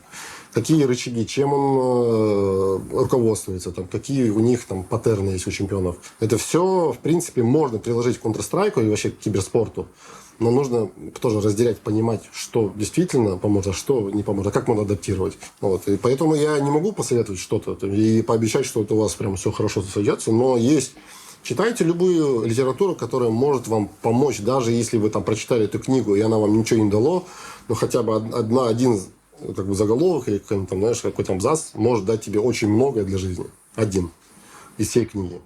То есть это не впустую зря потраченное время, я считаю. Есть какая-нибудь цитата или фильм, или любой контент, кусок контента, любое творчество, которое произвело на тебя самое сильное впечатление и вот особенно выделяется в твоей памяти, может быть, для тебя является каким-то там знаковым или выражением, или смыслом, или... Да, вот сложно так сказать. Но, знаешь, я скажу то, что из последнего, то, что мне пришло в голову недавно. Как недавно? Это полтора назад, может быть, пришло 2. Я как-то летел в самолете и слушал Скриптонита, как обычно. И там есть трек «Трата времени». Там он говорит, что говорит, слезы тебе нихуя не дали, планы ничего и не изменили. Говорит. То есть он говорит о том, что люди чаще всего планируют, говорят, там, что мы сейчас то, мы это, то. Он говорит, просто иди и возьми, говорит, это. Не надо говорить об этом, просто иди, говорит, возьми. Нахуй ты, говорит, всем говоришь, тебе ничего не даст. Ты плачешь подушку, там, ты говоришь, все плохо, блядь, я не могу, говорит. Но это, говорит, тебе ничего не изменит в твоей жизни. Иди, начни действовать. Я только сидел, знаешь, это понятно, это были простые слова, но в тот момент, когда я летел, у меня был такой момент, когда я, знаешь, там такой думал, бля, там это заебало, то устал, здесь устал, короче. И еду такой, и слышу этот трек. И он такие простые слова говорит, знаешь, он говорит, ничего тебе не меняется, говорит, пока ты не начнешь действовать. Я такой думаю, блядь, он такой просто, блядь. И настолько она во мне откликнулась, что я начал действовать. Я просто перестал думать, перестал планировать, начал просто делать. Да, это может получиться плохо, это может как-то, но я начал делать. Со временем станет лучше, но главное начать. А если ты будешь просто говорить, вот, сейчас, завтра, вот, и никогда этого не произойдет. Мне Митя тоже как-то хуч. Один раз сказал одну фразу, не знаю, там, это настолько, я ее никогда редко слышал, он говорит, не создай себе кумира.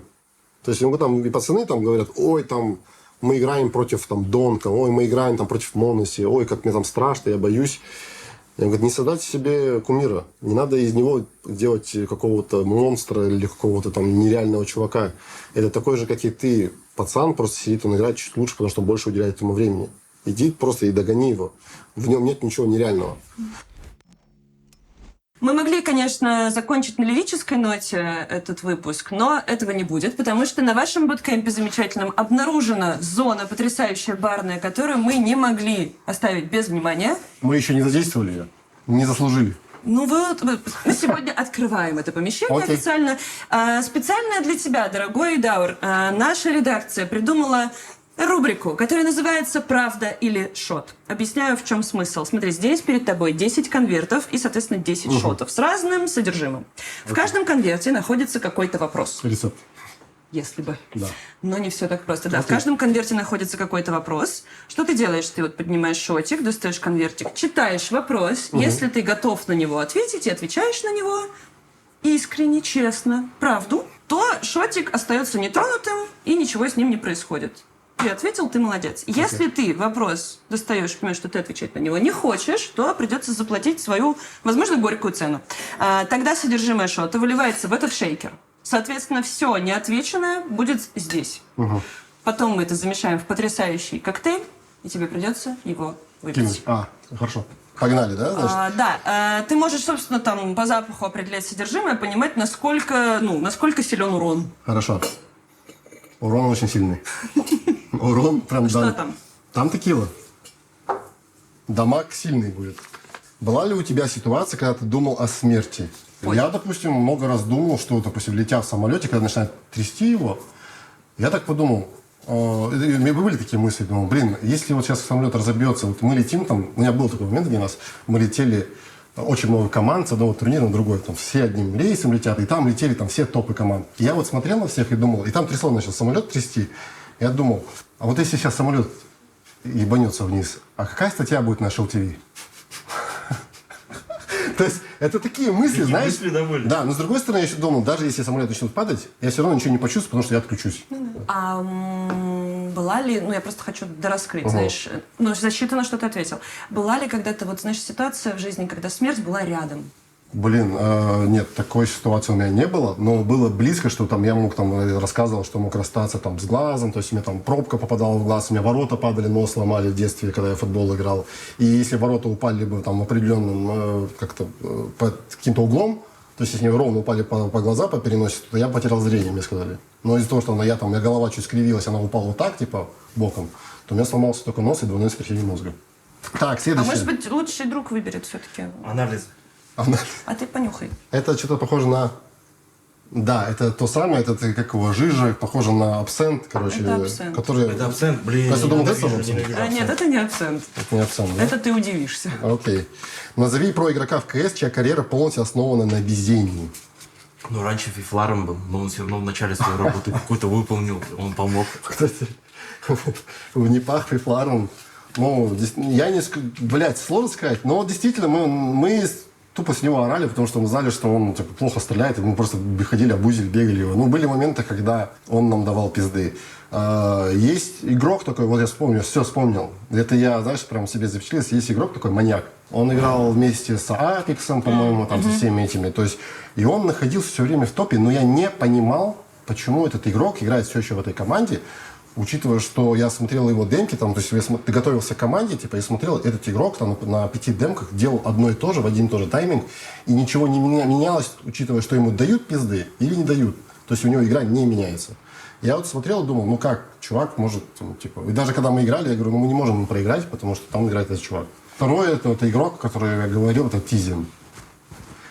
Все говорят, что это хороший парень какой-то, но я никогда не видел, чтобы этот игрок как-то выдающийся показывал себя, или какие-то там, знаешь, такие паттерны были, которые действительно...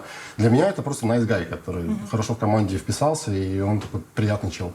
То есть для меня пока вот эти команды, которые... Игроки, что-то еще...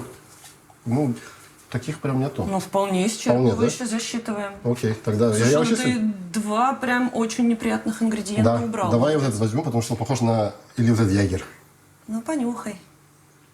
Нет, это не ягер. Попробуй на язычок. Это, нет, я за другое. что это? Это что-то такое жижа, похоже на ягер, но это какая-то... Попробуй на язычок. Сироп от кашля? Доктор Мом, что ли, или что это? Что такое? Я поняла, что это. Доктор Маску А, это этот? Я не помню. Ребята, это белорусский бальзам. Какие самые обидные слова тебе говорили в жизни? Было, вот вспомнил. Не то, что там это было обидно, то есть такая ситуация произошла. Я же улетал в Китай, и я там жил с девушкой. Я должен был вернуться туда. Я вспомнил такой момент, когда, короче, я должен был вернуться в Шанхай, Но у меня не получалось там, ни по финансам, ни по... Ну, короче, я все проебал, грубо говоря. Я вот вернулся в Алмату, сижу, у меня там ни копеек денег, я понимаю, что она там, еще там вместе полетели, договариваемся, что вместе мы будем. И вот, то есть, все, что там, по идее, было, там, ну, там, я говорю, я приеду, но так и не приехал. В чем прикол? Она говорит, ты не держишь свои слова. Я говорю, блядь, в смысле, нахуй? То есть, Все не держат. все, что до этого было, типа, это херня. То есть, я один из не смог приехать по определенным обстоятельствам, которые я озвучивал. Это значит, я не держу слова. Но это было тогда обидно. Но у меня была одна фраза, короче, у меня бабушка, покойная бабушка, я очень сильно ее любил, там, жил у нее там в детстве. И она там, то есть, для меня там много чего дала, как вторая мама, короче, была. И когда я улетел играть на буткемпах, я там часто путешествовал, мне бабушка всегда звонила, там, спрашивала, когда приедет, она не пользовалась телефоном, спрашивала, когда приедет Даурен, короче. И вот когда... как мне рассказали, что вот бабушка, она в последние слова она спрашивала про меня, и потом все как бы. И мне стало обидно, что я типа не застал момент. Вот поэтому это было обидно. Я до сих пор по ней скучаю. Бабушку люблю. Все, дальше идем. Это ты честно заработал. Теперь ягер. Это вряд ли. Ох, блядь. Это, по-моему, то же самое, что я пью жижу, ты знаешь? Не, попробуй. От этих вот... Это не она. Попробуй. Обязательно ответь на этот Но оно вопрос, все, пожалуйста. ну, в смысле, тебе Ну. так или иначе понимать, что пить внутри. Да, потом. я, знаешь... Давай, ладно. Я понял. Это то, что я обычно суши заедаю. Соя, блядь. Совестно? За всю карьеру какой игрок бесил тебя больше всех и почему? У меня бесили игроки, но я не скажу, что он меня прям бесил, да, но это было, он прям подбешивал в плане того, что он нас постоянно пиздил, блядь. И меня это бесило то, что мы тренируемся на 140 часов у каждого за 2 недели. Мы там задротим как угорелые. Приезжаем на мейджор, а нас, блядь, Рикард Папильон Шокс зарывает 7 часами 16-0 на Инферно и бьет против нас там 30 фрагов. И это было не один раз. У меня даже был такой случай, что я напился на автопате и гонялся за ним, да. Было такое. Было. Как это выглядело? Ты знаешь, что историю? Нет, он не знает. Ну, это я рассказывал. Ну, он эту историю. рассказывал Ты так. сегодня много нового узнаешь. Не, он такие вещи рассказывал, ну не так, наверное, что бегал, как в бегал? шоу Бенни Хилл, там, за Скажи ним. честно. Как шоу Бенни Хилл. Реально? Там были стены вокруг, там все они убегали, короче, я за ними какого. Там был такой момент, что я очень сильно напил. Знаешь, как это произошло? Это было автопати 2013 года, DreamHack, Юнчомпинг. Мы приезжаем на Twitch-пати, мы Hellraisers, там как раз-таки был рассвет Артизи, он там так божил, там, знаешь, какой там был Too Easy to Артизи. Вся такая неделя, я помню, я приехал и говорю, я хочу фотку с Артизи на автопати. Я захожу, и там за баром стоит Вайтра, говорит, Адрен, пойдем, говорит, сейчас я тебе научу, я тебе покажу, что такое фаербол. Я говорю, пойдем, я засажусь, даю так вот 4 маленькие там рюмочки фаербола, и вот до свидания. И на следующий день я проснулся, мне начали рассказывать, там, что происходило. Я гонялся там за Шаксом, и там с Гитрайтом тоже был какой-то такой. Ну, то есть это, я с ними в жизни общаюсь хорошо. То есть это была такая внутренняя какая-то игровая обида за то, что они меня настолько заебали, блядь, что мы там пыхтим, тренируемся, они нас просто выигрывают. И я вот гонялся за ним, и у меня самое главное есть фотка с Артизи. Она даже в Инстаграме у меня есть. Круто! Она запечатлена, я ее не помню, но она у меня есть, была в этом пленке. Я Ну такой, хорошо погулял, Ну, что-то. хорошо погулял, действительно. Слушай, ну отличный ответ засчитывается. это что, типа зубы прополоскать? Пиздец, вы что, блядь? Да, кажется, у меня в ванной Её забрали. Я можно думаю, что-то пить, так похожее. что Я всё уже каждый день окей. Можно полоскаю. пить? Ну да, да. Я думал, оказывается, Ты я... частично все равно немножко проглатываешь, когда пользуешься. Не, я вообще никогда не глотаю. Вообще привычки нет That's такой. what she said. Расскажи историю про самую ненормальную, навязчивую фаната. О, так у меня нет таких. Да ситуаций. ладно, за всю карьеру ни одной группе, ни одна не поджидала тебя возле отеля, ни одна не писала тебе признание в любви. Нет, Никто, конечно. никогда. Нет, конечно, ты что? Да ладно. Может, я и не читал. Кринжовых ситуаций там с фанатами, с фанатками не было. Единственная там ситуация была, но я могу это выпить, то есть это добавить, но потому что для меня это безумная ситуация. Это было, когда мы выиграли мейджор и поехали в Астану. У нас автограф-сессия была в торговом центре, там на фудкорте. То есть мы поставили сцену, все дела. И у нас там стояло всего там 6 охранников. Причем это охранники торгового центра. Такие, знаешь, такие щупленькие пацаны в рубашках синеньких такие стоят. И 1500 человек. И, соответственно, нету ленты, нету вот это ограждения, очередь, не очередь. Вот так просто люди выстроились. Я прям чувствую, как эта волна, я вижу, эти охранники держат так вот, все так держат колонной. и их вот так выталкивают, понял? Я так смотрю, там маленький ребенок, его вот давят, там давка начинается, все начинают прям к нам. Я вижу маленький ребенок, его так держат за руку, и он держит за руку, и вот так прорывается, знаешь, он чуть не хочет там быстрее. А, это когда ты на руки взял и спас его? Это с И фильма. усыновил. Это из Да, фильма, нет, оказывается, я к тому, перепутал что только. тогда было страшно, потому что вот эта волна из людей, давка, надвигалась. И в какой-то момент Дося встает с микрофоном и говорит: ребята, говорит, если вы сейчас не успокоитесь, типа, все получите автографы, со всеми сфоткаем, со всеми все сделаем, но просто, говорит, успокойтесь, давайте цивильно, типа, все сделаем. Там еще сильнее волна. А, он говорит, если вы это, типа, ну, если вы не прислушаетесь, то мы уйдем. Все, и там пошла такая жара, начала еще сильнее давить.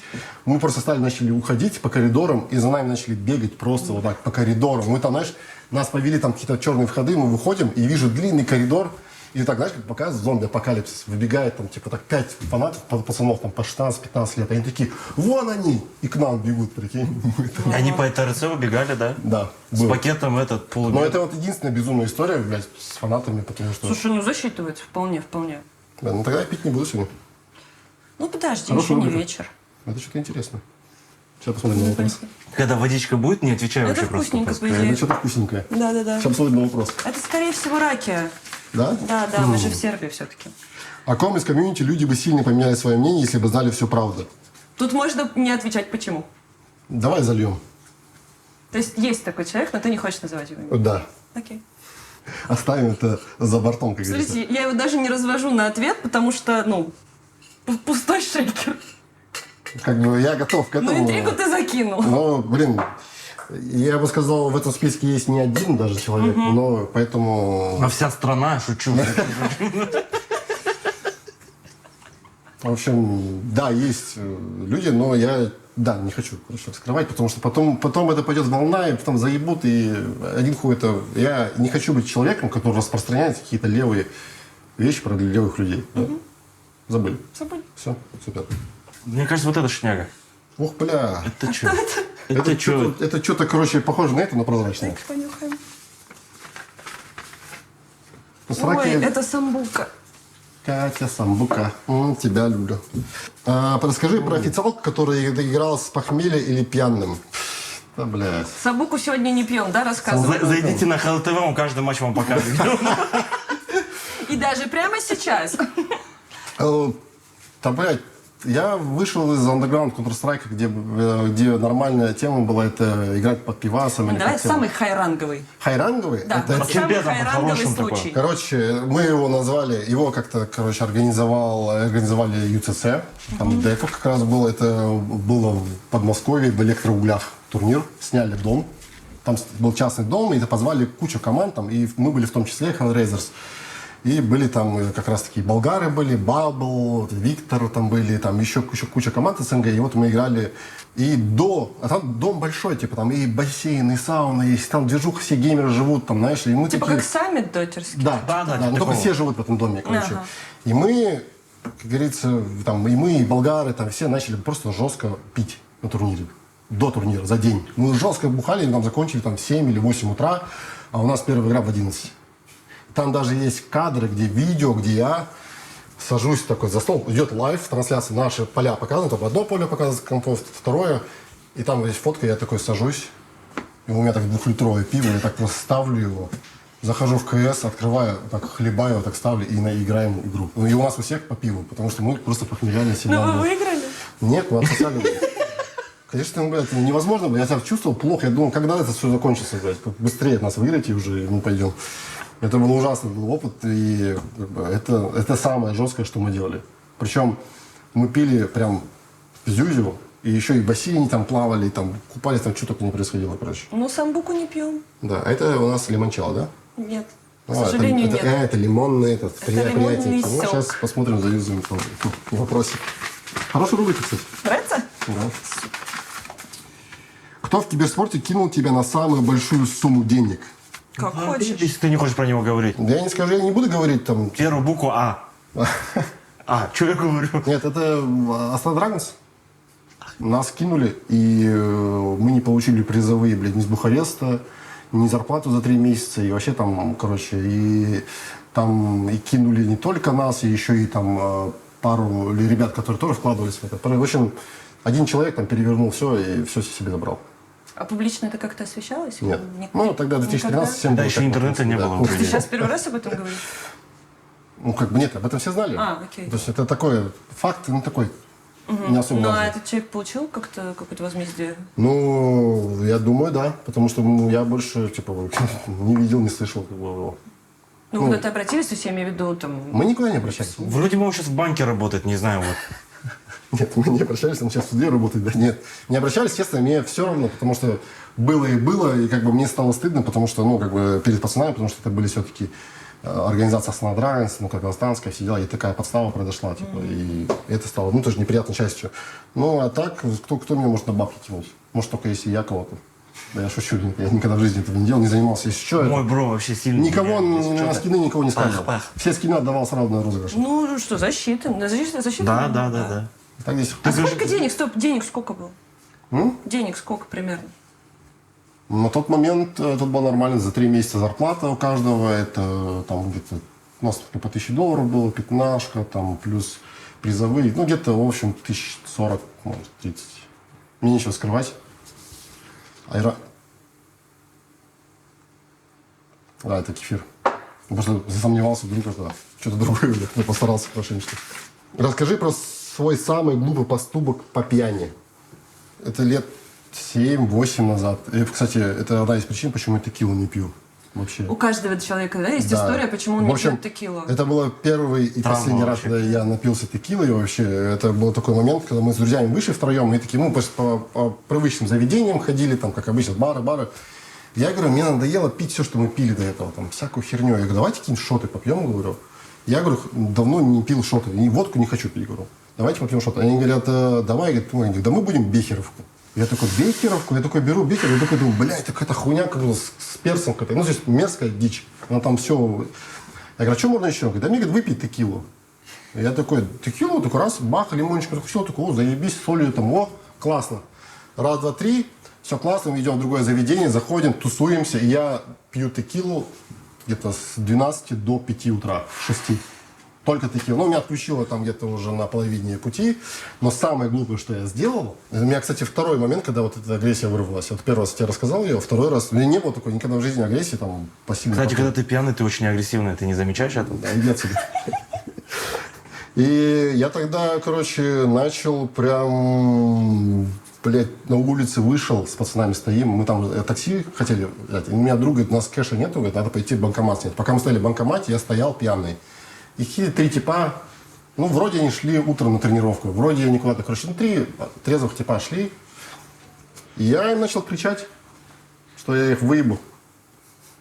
Вот, и нас как бы побили хорошечно. Да, ну, там моему другу сломали нос, а другому 2 ребра, а я лежал там, как в думе.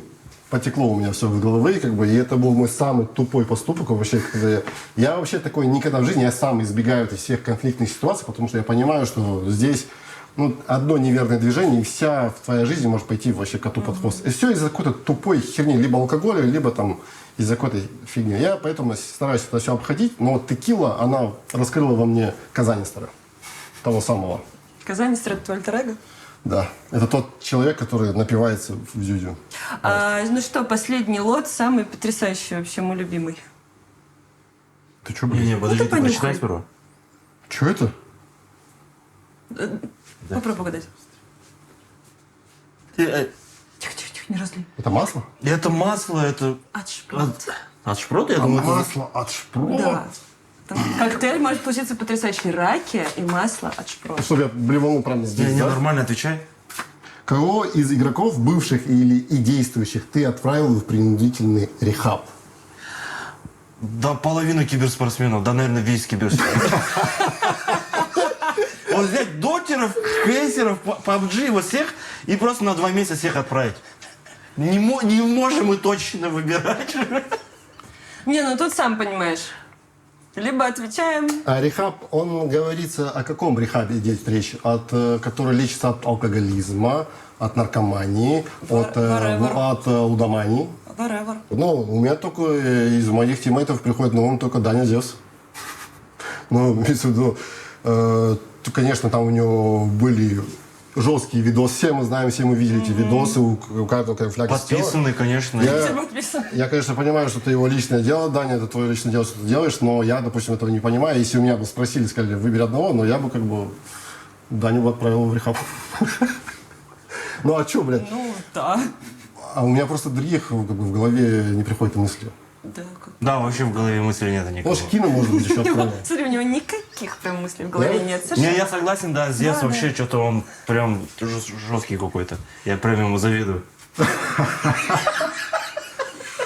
Тем не менее, жесткий Зевс спасает тебя от шота, Спасибо, состоящего да. из масла от шпрот. Поэтому, ну что, у нас остается в шейкере раки, но я думаю, что грешно вот отсюда это пить, эти все-таки красивенько. Налью Давай. сейчас Да. свеженькой раки. Вот я остался на сельском вайбе. Хорошо? Мне Значит, нравится, что ты не рок, лицемер, значит. ты вообще всю А может правду быть, парни, говоришь. ну как-то втроем уже раки, ты че бы втроем-то как-то? Да, давайте, давайте, да. давайте. Все, мам, я не пью, если что, это так чисто для кадра. Да, мы на самом деле что? сок пьем, да?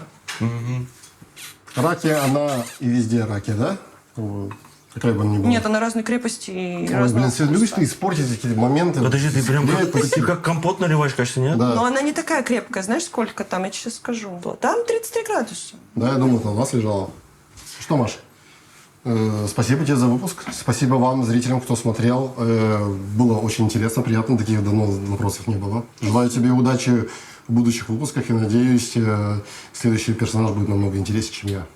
Перестань. Спасибо тебе Ну, огромное. такое невозможно, я согласен. Да, за этот день, за исчерпывающий полный ответ. Мы сейчас будем друг другу бесконечно вот это Спасибо, что толсты съемки говорить. проходили у меня дома. Надеюсь, вам все понравилось. Да, мы просто Приходите, смотрим, да, да. и волком вообще. Номер без Каспий проблем. Займ скину Конечно. тебе. Все, cheers, Спасибо, ребята. друзья. Подписывайтесь на наш канал, если еще не подписаны. На квартиру 36. Мы здесь. Болейте за Новак. Болейте за Джоковича. Спасибо и да, напишите комментарий.